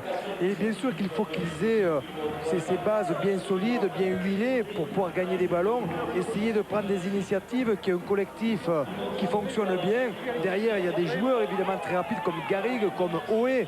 Il y a des joueurs complémentaires comme Artiguste et Saramea. Et puis entre les deux, il y a cette paire de demi qui anime énormément. Mais il n'arrive pas aujourd'hui parce qu'il y a des petites fautes, il y a un manque de ballon flagrant. Il y a du coaching pendant que le joueur de Colomiers se fait soigner, qu'Hervé Manin se prépare. Oui, il y a eu un coaching, il y a eu même pratiquement une transfusion de Pâques. Alors, Thierry Laforgue est rentré en tant que pilier, je pense, à la place de Sabatse. Oui, j'en suis sûr. C'est sûr, oui. Le talonneur titulaire est sorti. Et c'est Christian Battu qui est rentré. On voit Jean-Marc Lorenzi, Philippe, sortir du terrain. Oui, avec une sorte de Minerve. Donc, et donc c'est Hervé Manin, on l'a vu à l'image, qui le remplace en deuxième ligne. C'est vrai qu'il y avait beaucoup de monde. Il y a eu un troisième changement, je crois, côté Castré. Oui, c'est Bourdet qui est sorti, c'est Frédéric Laluc qui est rentré. Voilà, donc 3 joueurs nouveaux dans le pack de Castres. Et sur blessure, sortie de Lorenzi, remplacé par un autre ancien Toulousain, Hervé Manin. Mais retour sur cette pénalité que va tenter David Scrella. 15-12 pour Colomiers, 3 points d'avance pour l'instant. 5 sur 5 pour le jeune Scrella pour l'instant.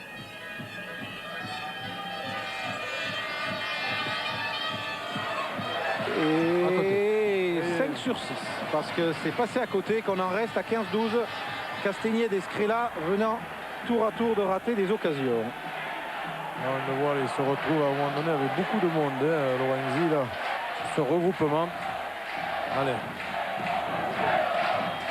Long coup de pied de renvoi dans les bras de David Scrella, qui va remonter le ballon en s'appuyant sur Francis Tamac et sa puissance physique. Il est passé, il est repris et mis au sol par Toussaint. Il y a beaucoup de plaquages manqués là côté Castré. Revaillé et Colomiers revient dans le camp de Castres. Galtier sur le fermé avec Tabaco, futur joueur du Stade français. Et renversement, Galtier Scrella, Scrella Skiorak est passé, il est repris par Thomas Castagnède et le soutien arrive. Galtier. Regardez comme il conserve le ballon en permanence. disponible pour les coéquipiers. Plusieurs temps de jeu pour essayer de déstabiliser la défense adverse. Surac à la mêlée. Carré, Michael Carré donne à Roch. Sébastien Roch qui retrouve Michael Carré. Ballon relâché à Navarre sous les yeux de Monsieur Gastou. Ils ont envie de se passer le ballon, hein, les trois quarts de Colomiers avec toute cette troisième ligne. C'est vrai qu'ils en ont beaucoup et donc ils essaient de faire courir l'équipe castraise. Alors que Nicolas Allinger, homme fort du pack castré, ancien capitaine, s'apprête à entrer en jeu. Tous les trois quarts de Colomiers qui se passent le ballon. C'est vrai qu'on se passe un risque. Nicolas Allinger, qui est ancien joueur de Colomiers d'ailleurs, avant d'aller à Castres, remplace donc Thierry Labrousse. 4 hommes nouveaux dans le pack de Castres. Un peu plus de puissance, Eric, dans le pack, peut-être des hommes frais pour faire reculer les Colomiers. Toussaint avec Laforgue. Sur la ligne médiane, Dias. Allinger encore. Il va essayer d'apporter lui aussi sa force de pénétration. Albouy. Castagnède à Navarre de Thomas Castagnède. Et il va s'en vouloir longtemps, croyez-moi, d'avoir relâché ce ballon qui offre une mêlée à Colomiers. Alors que Thierry Labrousse porte sur le mollet droit les traces du combat. Laforgue battu Toussaint. Longtemps. Ce fut la première ligne titulaire du Castres Olympique. Le Castres Olympique, club heureux qui peut se permettre d'avoir 2 premières lignes titulaires pratiquement. Alors qu'on voit que David Scrella sort et que Laurent Marticorena fait son entrée. Un peu plus David Scrella. On a juste le temps peut-être de voir la stat avant la mêlée. Où on voit que Colomiers est toujours maître du ballon. Et donc ils arrivent à jouer un petit peu plus dans le cadre adverse, mais surtout ils empêchent les adversaires d'être dangereux. Mais pénalité après le bel effort du pack castré. Le coaching fait ressentir ses effets. Pénalité pour Castres à plus de 50 mètres. Ça ressemble à une certaine mêlée de la semaine dernière, j'ai l'impression. À Gem Perpignan, mais Perpignan était à la dernière minute. Alors Laurent Marticorena est rentré. Donc on revoit l'introduction de Galtier. Oh, quel effort. C'est vrai que les hommes neufs permettent c'est neuf. Et il reste un quart d'heure à jouer. Un quart d'heure de souffrance vraisemblablement pour la mêlée de Colomiers. Alors que David Scrella a besoin de récupérer. Tout comme Jean-Marc Lorenzi. Poche de glace sur la nuque. Castagnède elle attente cette pénalité de plus de 50 mètres. On la connaît sa puissance. Il va vouloir se rattraper de ce petit Anavar. Et c'est sans doute le moment pour le Castres Olympique que Thomas Castagnède vienne faire la différence. Ça part à gauche, ça part nettement à gauche. Et renvoie au 22. Toujours 15-12. Ce match nous promet un final haletant, un final crispant. Et sentant que les Castrés sont mieux équipés, les entraîneurs de Colomiers, à leur tour, vont faire rentrer du sang neuf. En première ligne, notamment, vous voyez Tomouli sortir. Tabaco sort aussi, qui rentre. Philippe Guillard va pouvoir nous le dire. Oui, c'est Philippe Magindi à la place de Tabaco et Stéphane Graou, le pilier, à la place de Tomouli. Voilà. Stéphane Graou, pilier international, qui était de la victoire de l'équipe de France contre les Springboks en 93 en Afrique du Sud. Voilà qui peut aider la mêlée de Colomiers à contrer la puissante mêlée castraise. Albouy. Castagnède lance Nicolas Allinger, plaqué sur les 40 mètres dans le camp de Colomiers. Ballon qui va ressortir vite pour Albouy. Castagnède crochet. Davidson passe la ligne d'avantage. Albouy, il y a du mouvement. Castagnède, la passe n'est pas parfaite. Arrive quand même à Plisson. Albouy sur le fermé. Lassissi va revenir vers les avants. Il est pris. Oui, trop de courses en travers là. Il faut essayer de redresser pour réorganiser. Albouy côté fermé. Artiguste passe au pied pour Plisson. Sadourny va relancer. Sadourny il préfère donner un grand coup de pied. Rebond défavorable à Garrigue. Haut et de justesse devant Carré. Le soutien est là, celui d'Allinger. Bien placé Nicolas Allinger sur ce ballon. Et récupération de Castres avec Toussaint.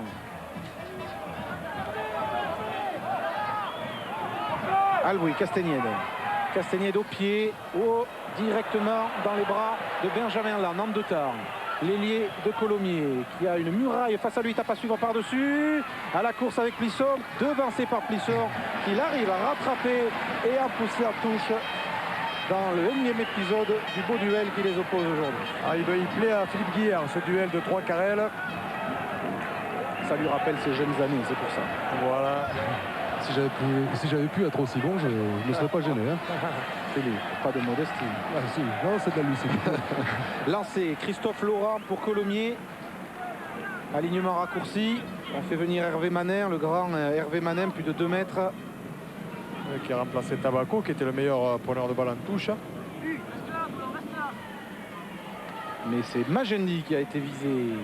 Marty Corena, carré, Tamac bien pris. Ah oui, quel beau plaquage. De Saramea. Marty Corena encore. Marty Corena repris par Allinger. Galtier. Galtier, il a pris le trou, il est passé, Fabien Galtier, seul face à Jean-Marc Cohen. Il donne à Surac et Surac va planter le premier essai du match sous les poteaux de Castres après une remarquable percée de ce filou de Fabien Galtier, le demi de mêlée de l'équipe de France pendant la Coupe du Monde, qui vient peut-être, Philippe, de faire basculer la rencontre. Oh, c'est bien possible quand on voit la chaleur qu'il fait ici au Saint-Denis. Effectivement, on le voit là sur cette action, ça faisait quelques fois qu'il essayait. Là, il a feinté à l'extérieur, il a passé, il a pris le trou, il est allé cadrer le dernier défenseur pour donner à son coéquipier Jérôme Surac, qui n'avait plus qu'à courir, lever le bras parce qu'il sait que peut-être ça peut créer la différence définitive. Cette inspiration de Fabien Galtier pour le premier essai du match dans l'équipe aujourd'hui, les entraîneurs de Colomiers disent qu'il faudrait être barjot pour pas faire confiance à Fabien Galtier, pour pas lui laisser le champ libre, envie de faire ce qu'il a à faire. Et bien là, il a pris le trou et Laurent Marty Corena face au poteau va assurer la transformation qui donne 10 points d'avance à Colomiers, 22-12. Oh, là, il a de l'allure à chaque fois qu'il part comme ça derrière ses regroupements. Il regarde bien. Il va cadrer le dernier défenseur, Jean-Marc Cohen, qui ne peut rien faire 2 contre 1 quand on arrive de face. Jérôme Surac est venu bien à hauteur.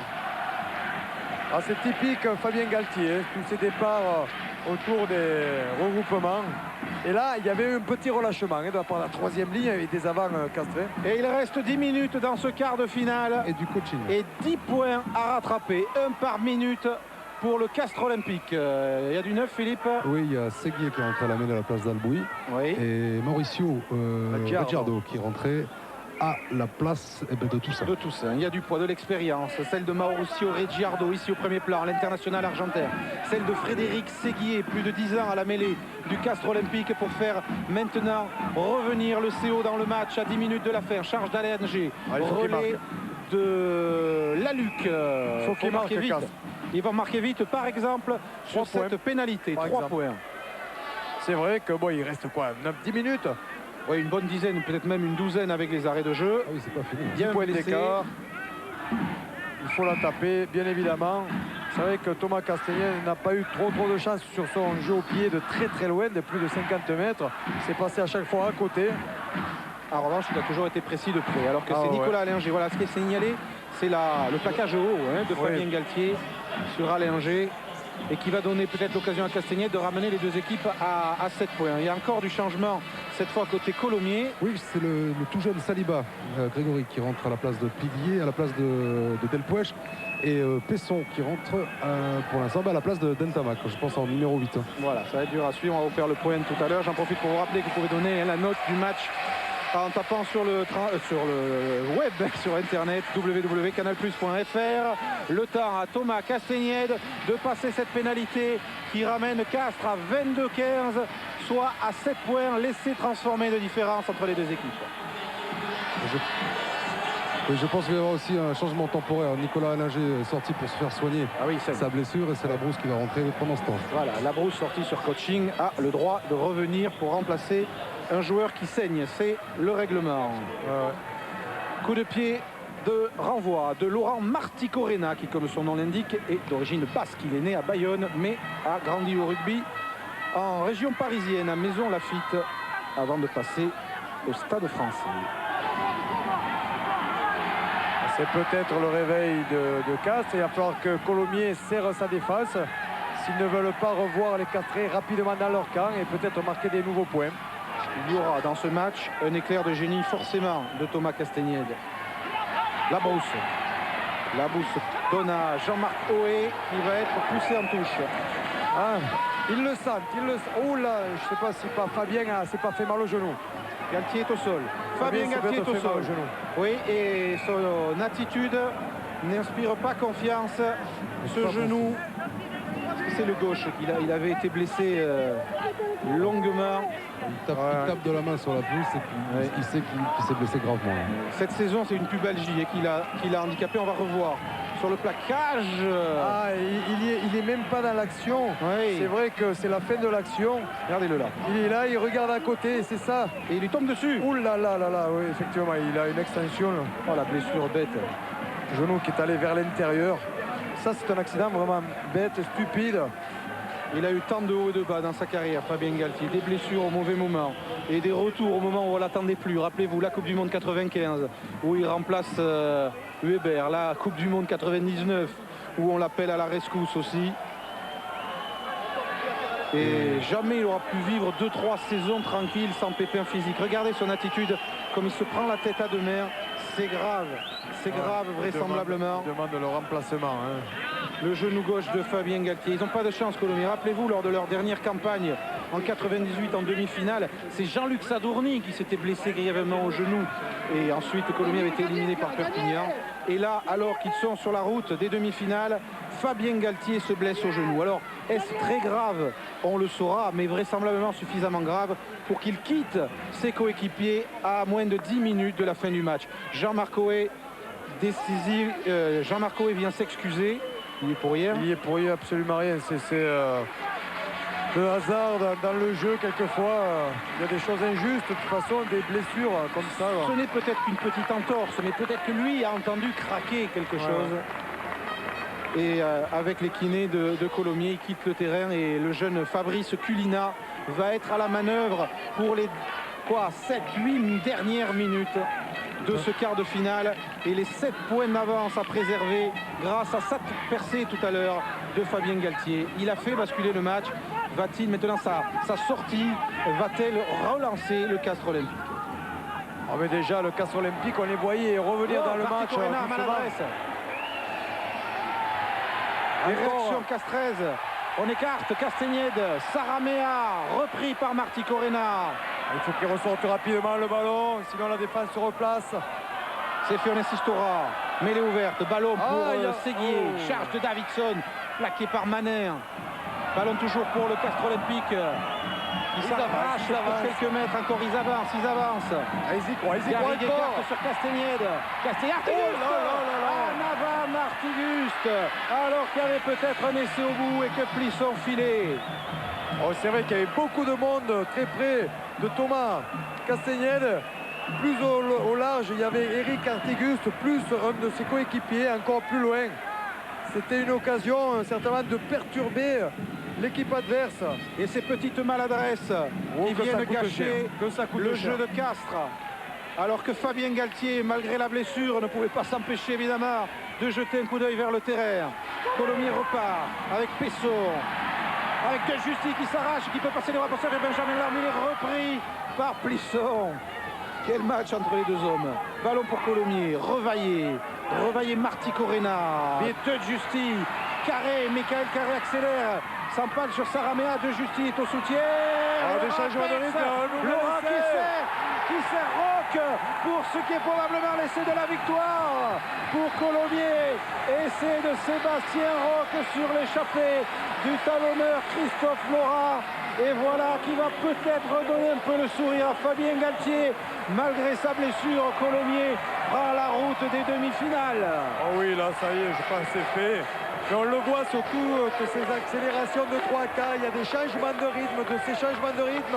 Mais la défense se retrouve perturbée, ne glisse pas ensemble. Il y en a un qui monte plus vite que l'autre. Et finalement, ce sont les 3 quarts qui en profitent. Bien sûr, il y avait aussi Christophe Laurent qui est venu. Le fait de passe là de Christophe Laurent.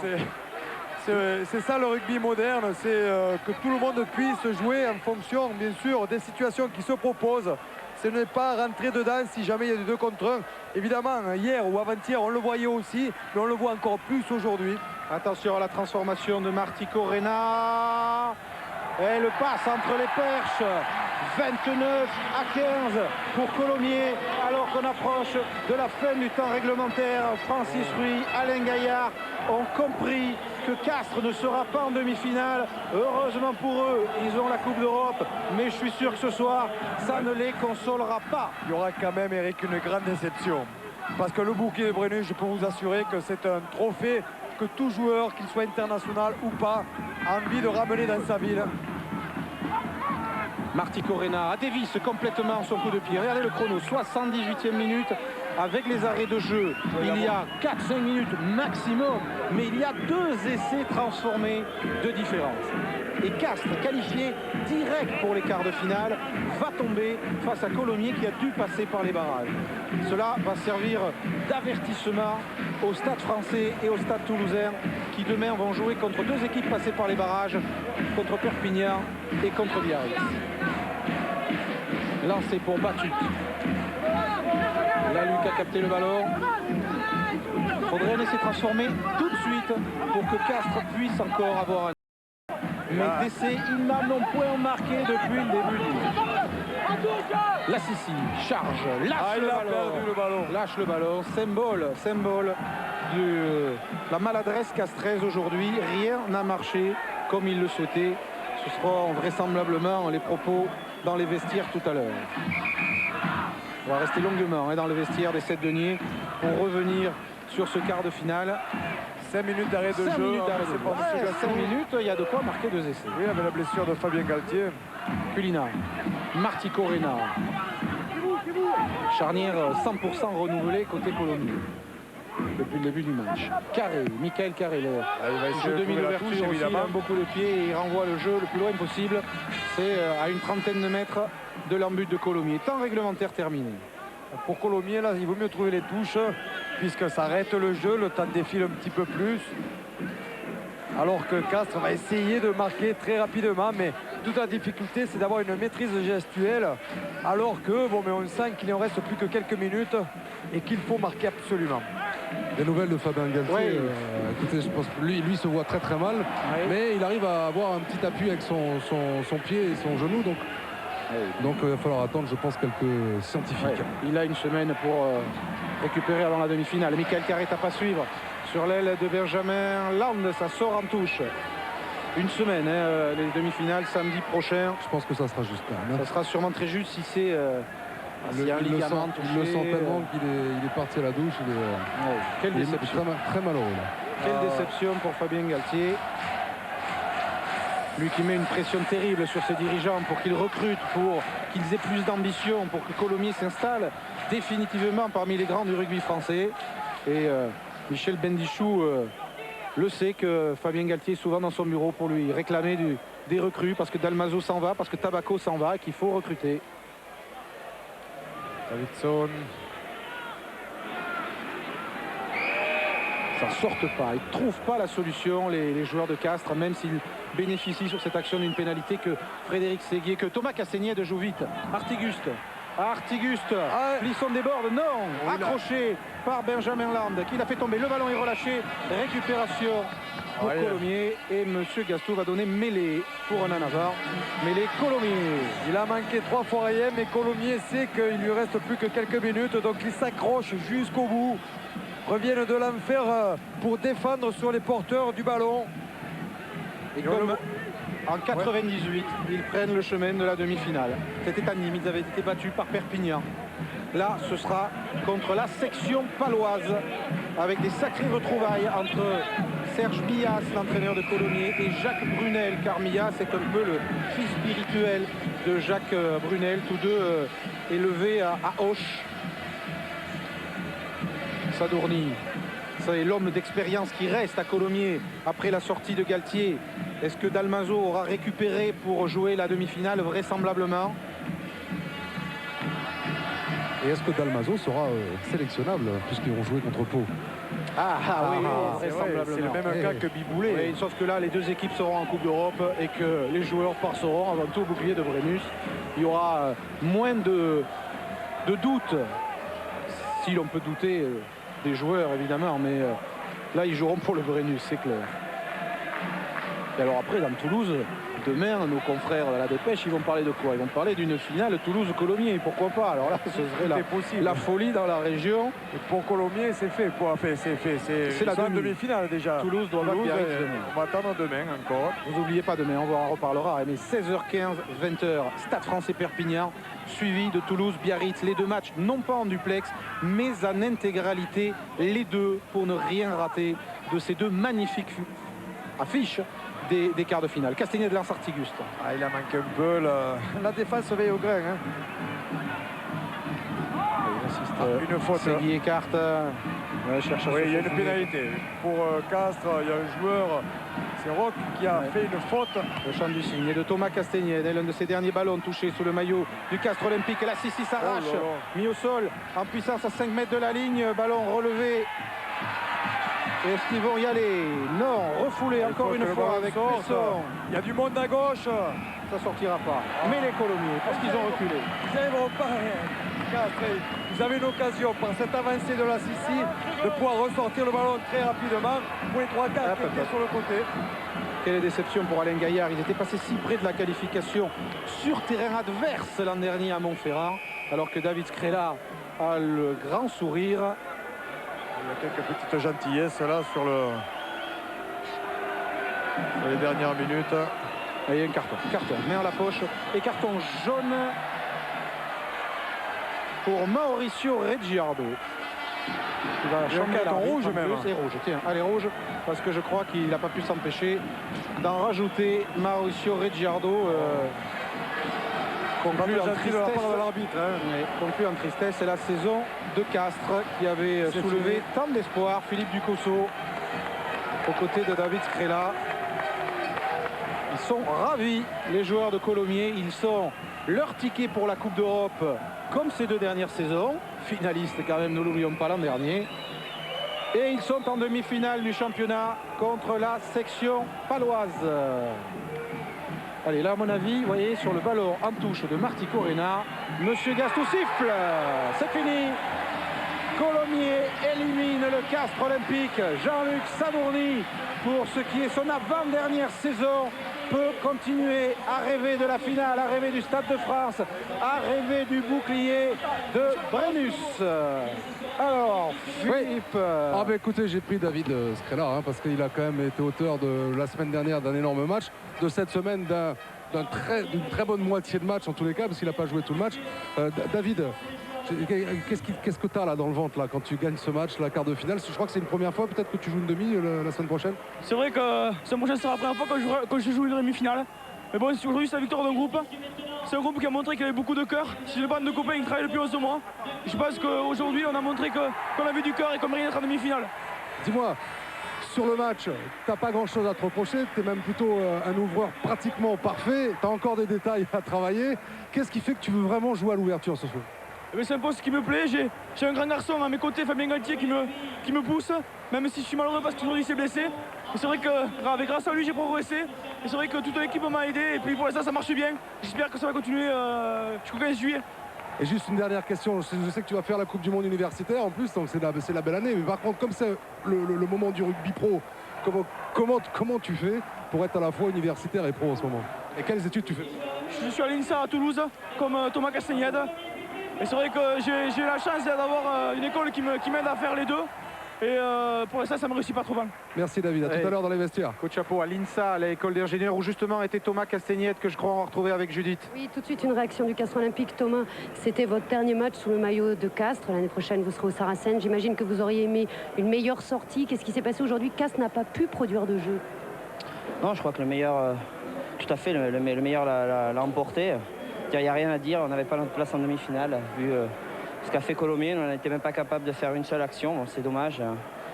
C'est dommage parce que notre saison n'est pas à l'image du match qu'on a fait aujourd'hui, mais malheureusement, on a eu des travers de temps en temps. Et aujourd'hui, je crois qu'on était vraiment dans le non-jeu, quoi. Et Colomiers a largement mérité sa victoire. Et je les félicite parce qu'ils ont une belle équipe.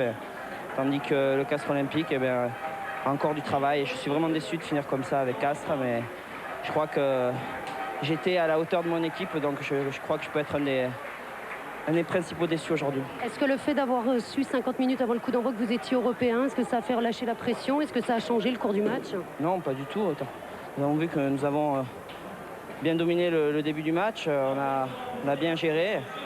Et comme d'habitude, avec le vent, eh bien, on ne sait pas s'il faut taper, s'il faut jouer. On a de gros problèmes de conservation de ballon. Et voilà, et donc les ballons sortent de temps en temps, on ne sait pas trop comment. Mais bon, je veux dire, c'était à moi d'essayer de planifier les choses. Aujourd'hui, je n'ai pas réussi. J'en suis vraiment malheureux parce que j'aurais bien aimé amener Castres loin. Et bon, c'est, je crois, une triste sortie sur ce terrain. En plus, qui m'a tant porté chance, mais je crois que depuis 2 fois, eh bien, pour moi, c'est un vrai malheur. Mais bon, la vie continue. Voilà. Merci beaucoup, Thomas. Bravo Thomas, on le suivra avec les Saracens l'année prochaine sur Canal. C'est des images du championnat d'Angleterre. Fabien Galtier, poche de glace sur le genou. On va prendre de ses nouvelles tout à l'heure. Philippe Guillard ira le voir. Est-ce que Philippe Guillard est en compagnie d'un joueur de Colomiers qui prennent du plaisir et ne sont pas pressés de quitter la pelouse des 7 deniers, qui n'aura pas toujours réussi? Rappelez-vous le quart l'an dernier contre Grenoble. Jean-Philippe Revaillet.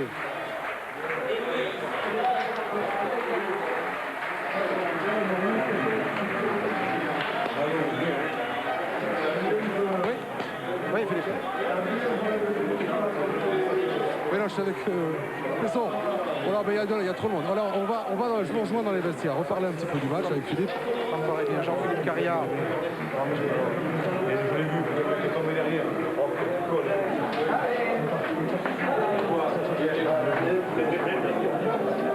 Ils viennent tous prendre des nouvelles du Galtier, évidemment.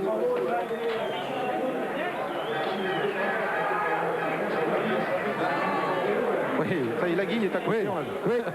Oui, je suis avec Fabien, justement. Fabien, alors d'abord, premier truc, première nouvelle de ton genou, là, qu'est-ce qui se passe?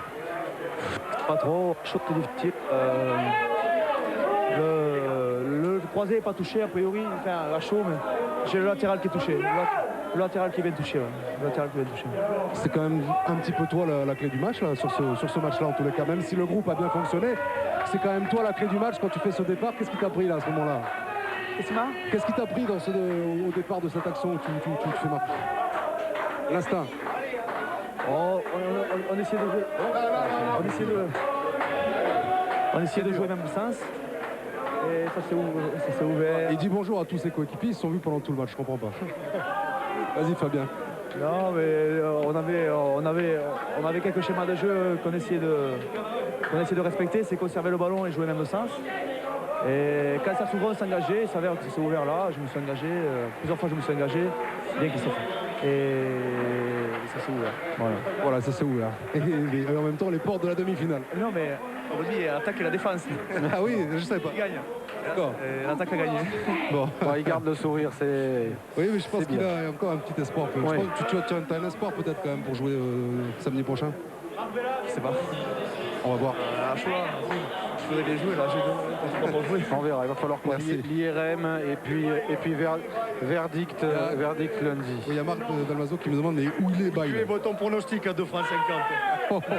Marc Dalmazo qui avait annoncé la victoire de Colomiers sur Castres, qui avait annoncé la victoire de Perpignan sur Agers et qui avait annoncé, pour revenir un peu plus loin, la victoire de l'équipe de France en demi-finale sur les All Blacks. C'est un bon pronostiqueur. Alors que Michael Carré a les yeux humides. Hein. Ce sont des grands moments. Hein. Toute l'après-midi, j'ai entendu l'un de tes coachs et même tes deux coachs te dire tu vas tout droit, tu vas là-bas, tu vas les chercher au fond et tu gardes la balle. Et c'est la conservation de la balle qui a fait le match, j'ai l'impression. Oui, mais on savait qu'il fallait garder le ballon au maximum parce que c'est un pack assez massif. On avait noté à la vidéo qu'ils avaient du mal à se déplacer. Donc on essayait de multiplier au maximum les temps de jeu pour pouvoir les faire courir le plus loin possible des points de rencontre, parce que là on savait que c'était très très massif. Et je crois qu'on l'a bien réussi puisque sur les 20 minutes ils ont craqué et ils encaissent 2 essais par manque de replacement de leur part. Merci Michael. On va aller revoir les 2 essais tout à l'heure, la déception de Castres. Regardez Christian Batut et François Plisson avec le maillot de Colomiers. Castres, il y a des joueurs qui ont un certain âge, on dira. Diaz, 37 ans, Batut, Lafort, c'est 34, 35. Ce sont peut-être leur dernière saison au top niveau et de voir comme ça s'échapper la perspective d'une demi ou d'une finale. Alors que chez Caria et Brunel et Emilias ont souri. Je vous disais, Jacques Brunel Serge Millias, c'est Brunel qui a fait revenir Millias à Colomiers. Donc les retrouvailles vont être sympas le week-end prochain. D'ailleurs, je crois que nous sommes en ligne téléphonique avec l'entraîneur de la section paloise, Jacques Brunel. Jacques, si vous nous entendez, bonjour. D'abord, j'aimerais savoir si vous avez retrouvé votre voix, parce que je pense que vous avez beaucoup hurlé tout à l'heure. Oui, j'ai retrouvé quelques voix. Maintenant, ça fait un petit moment que j'ai pu récupérer de mes émotions. Bon, alors bravo d'abord, et ensuite Pau, Colomiers affiche en demi-finale du championnat cette saison. Colomiers, ça vous inspire quoi comme réflexion? Vous n'étiez pas dans la même poule cette année. J'ai suivi le match, la fin du match de Colomiers à la télévision, donc j'ai vu leur belle victoire. Je suis bien sûr très, très content pour eux. Et aujourd'hui, une demi-finale face à Colomiers, quelque part, c'est vrai que mon cœur va être un petit peu embarrassé, mais aujourd'hui, la section paloise a montré beaucoup de qualité. Je suis avec cette équipe et il va falloir trouver les moyens, trouver les ressources pour aller battre cette équipe qui, malgré tous les petits pépins qui lui sont arrivés cette année, n'en finit plus d'étonner. Donc il nous attend un rude match la semaine prochaine contre les Colomiens. Il y a Jean-Philippe Caria qui vous écoute. C'est vrai que donc Jacques Brunel, on le rappelle, vous étiez l'entraîneur de Colomiers l'année dernière. Vous connaissez donc parfaitement le jeu de cette équipe. Est-ce que c'est une équipe plus à même de vous déstabiliser que l'équipe de Montferrand aujourd'hui? C'est l'équipe qui a beaucoup de qualité. Je la connais trop bien pour pouvoir dire le contraire. Elle est complète, elle a des éléments forts au poste clé. Elle a beaucoup de tempérament. Aujourd'hui, après avoir eu je dis bien quelques petits déboires au cours de la saison, elle a su relever la tête. Donc c'est une équipe très dangereuse qui est arrivée déjà à ce niveau-là, qui, a été déçu sur ce palier des demi-finales, et donc qui va avoir à cœur de poursuivre son chemin. Mais bon, nous sommes exactement dans le même état d'esprit. La section paloise, par le passé, était arrivée en demi-finale. Elle n'a jamais pu franchir le dernier cap. Donc il va y avoir une confrontation qui sera certainement très âpre. Vous allez appeler Serge Millias dans la semaine. Vous vous connaissez tellement tous les deux. Ça va vous faire drôle, non, de vous retrouver face à face? Je vais surtout lui dire qu'il vienne me rendre dans les cassettes que je lui ai prêtées. Merci beaucoup Jacques Brunel. Bon retour à Pau. Bonne soirée, bonne semaine en tout cas. Et vous êtes donc en demi-finale face à Colomiers la semaine prochaine dans le vestiaire de Castres. Je crois qu'on va retrouver Olivier Saraméa. Oui, alors pas dans les vestiaires, mais dans le couloir. C'est mieux, Julie. Je suis en compagnie donc d'Olivier Saraméa. Olivier, aujourd'hui, on peut dire que rien n'a marché pour le Castres Olympique.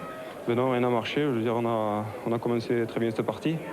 On a réussi un peu à garder nos ballons, et ensuite, au fur et à mesure du match, on a perdu beaucoup de ballons. On est tombé contre une équipe de Colomiers très ambitieuse qui avait beaucoup envie de jouer. Je pense qu'ils méritent la victoire aujourd'hui. C'est vrai qu'on a pas eu beaucoup de chance, même si, comme je le répète, on a bien commencé. Mais bon, c'est les phases finales, c'est comme ça. Ça dure un match, ça dure 80 minutes, et puis il faut rester conscient, vigilant jusqu'au bout, quoi. C'est un match qui ne ressemble pas du tout à votre saison. Vous n'avez pas du tout pu produire de jeu, alors que d'habitude, tout au long de la saison, on avait vu un beau jeu de 3 quarts. Ouais, on a réussi à faire de bons matchs, surtout à Castres. On arrive à produire beaucoup de jeux, même à l'extérieur. Et puis c'est vrai qu'aujourd'hui, on a été bloqué.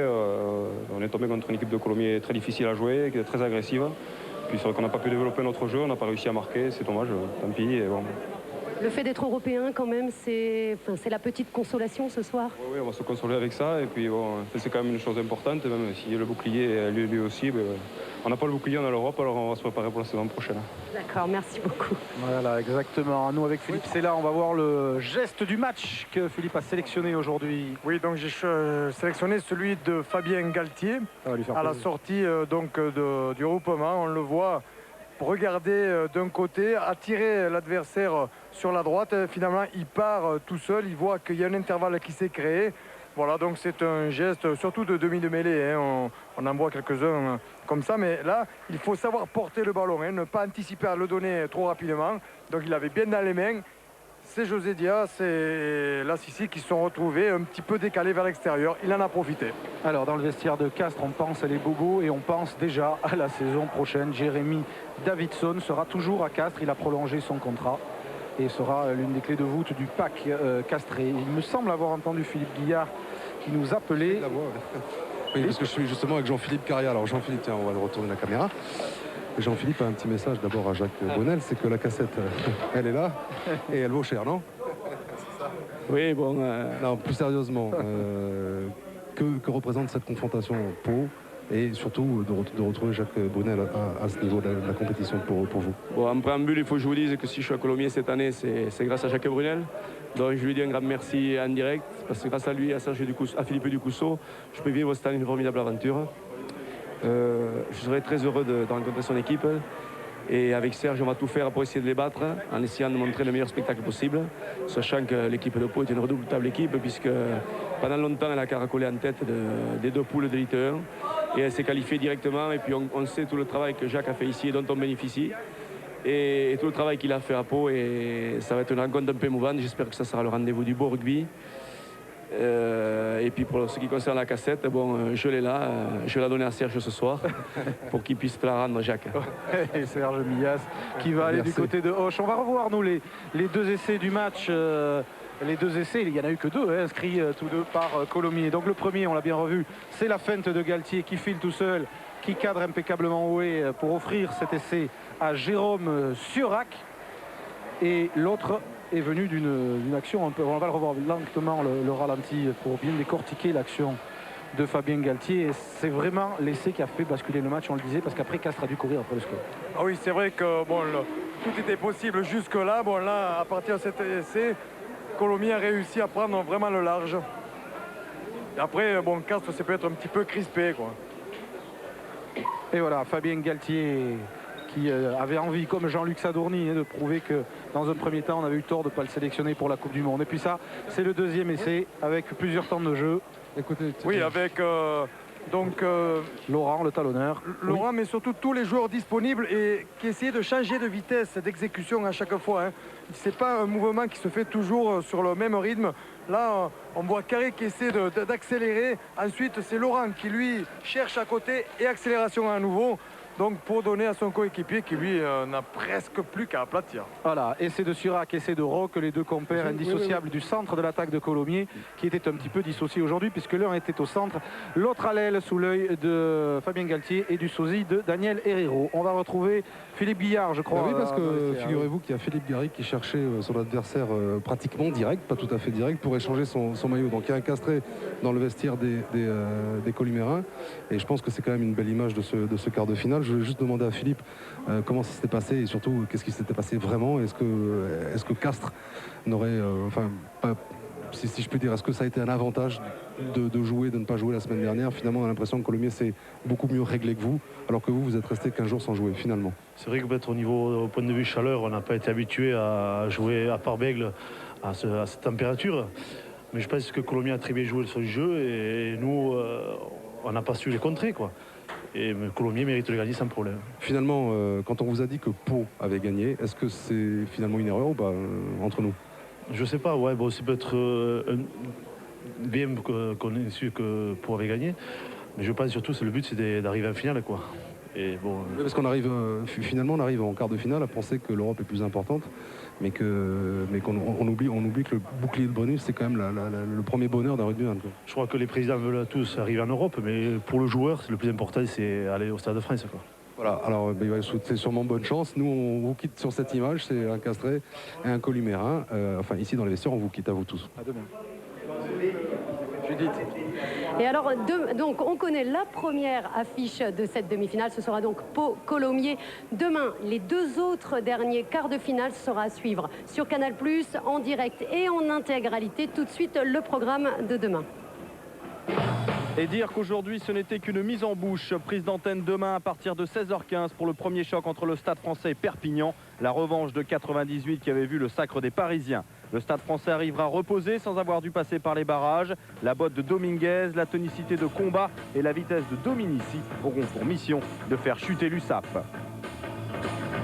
Les Catalans n'en finissent plus de surprendre. Malmenés par Agen la semaine dernière, c'est grâce à leur courage et à la vitesse de leurs 3 quarts qu'ils se sont imposés. Soutenus par les supporters sang et or,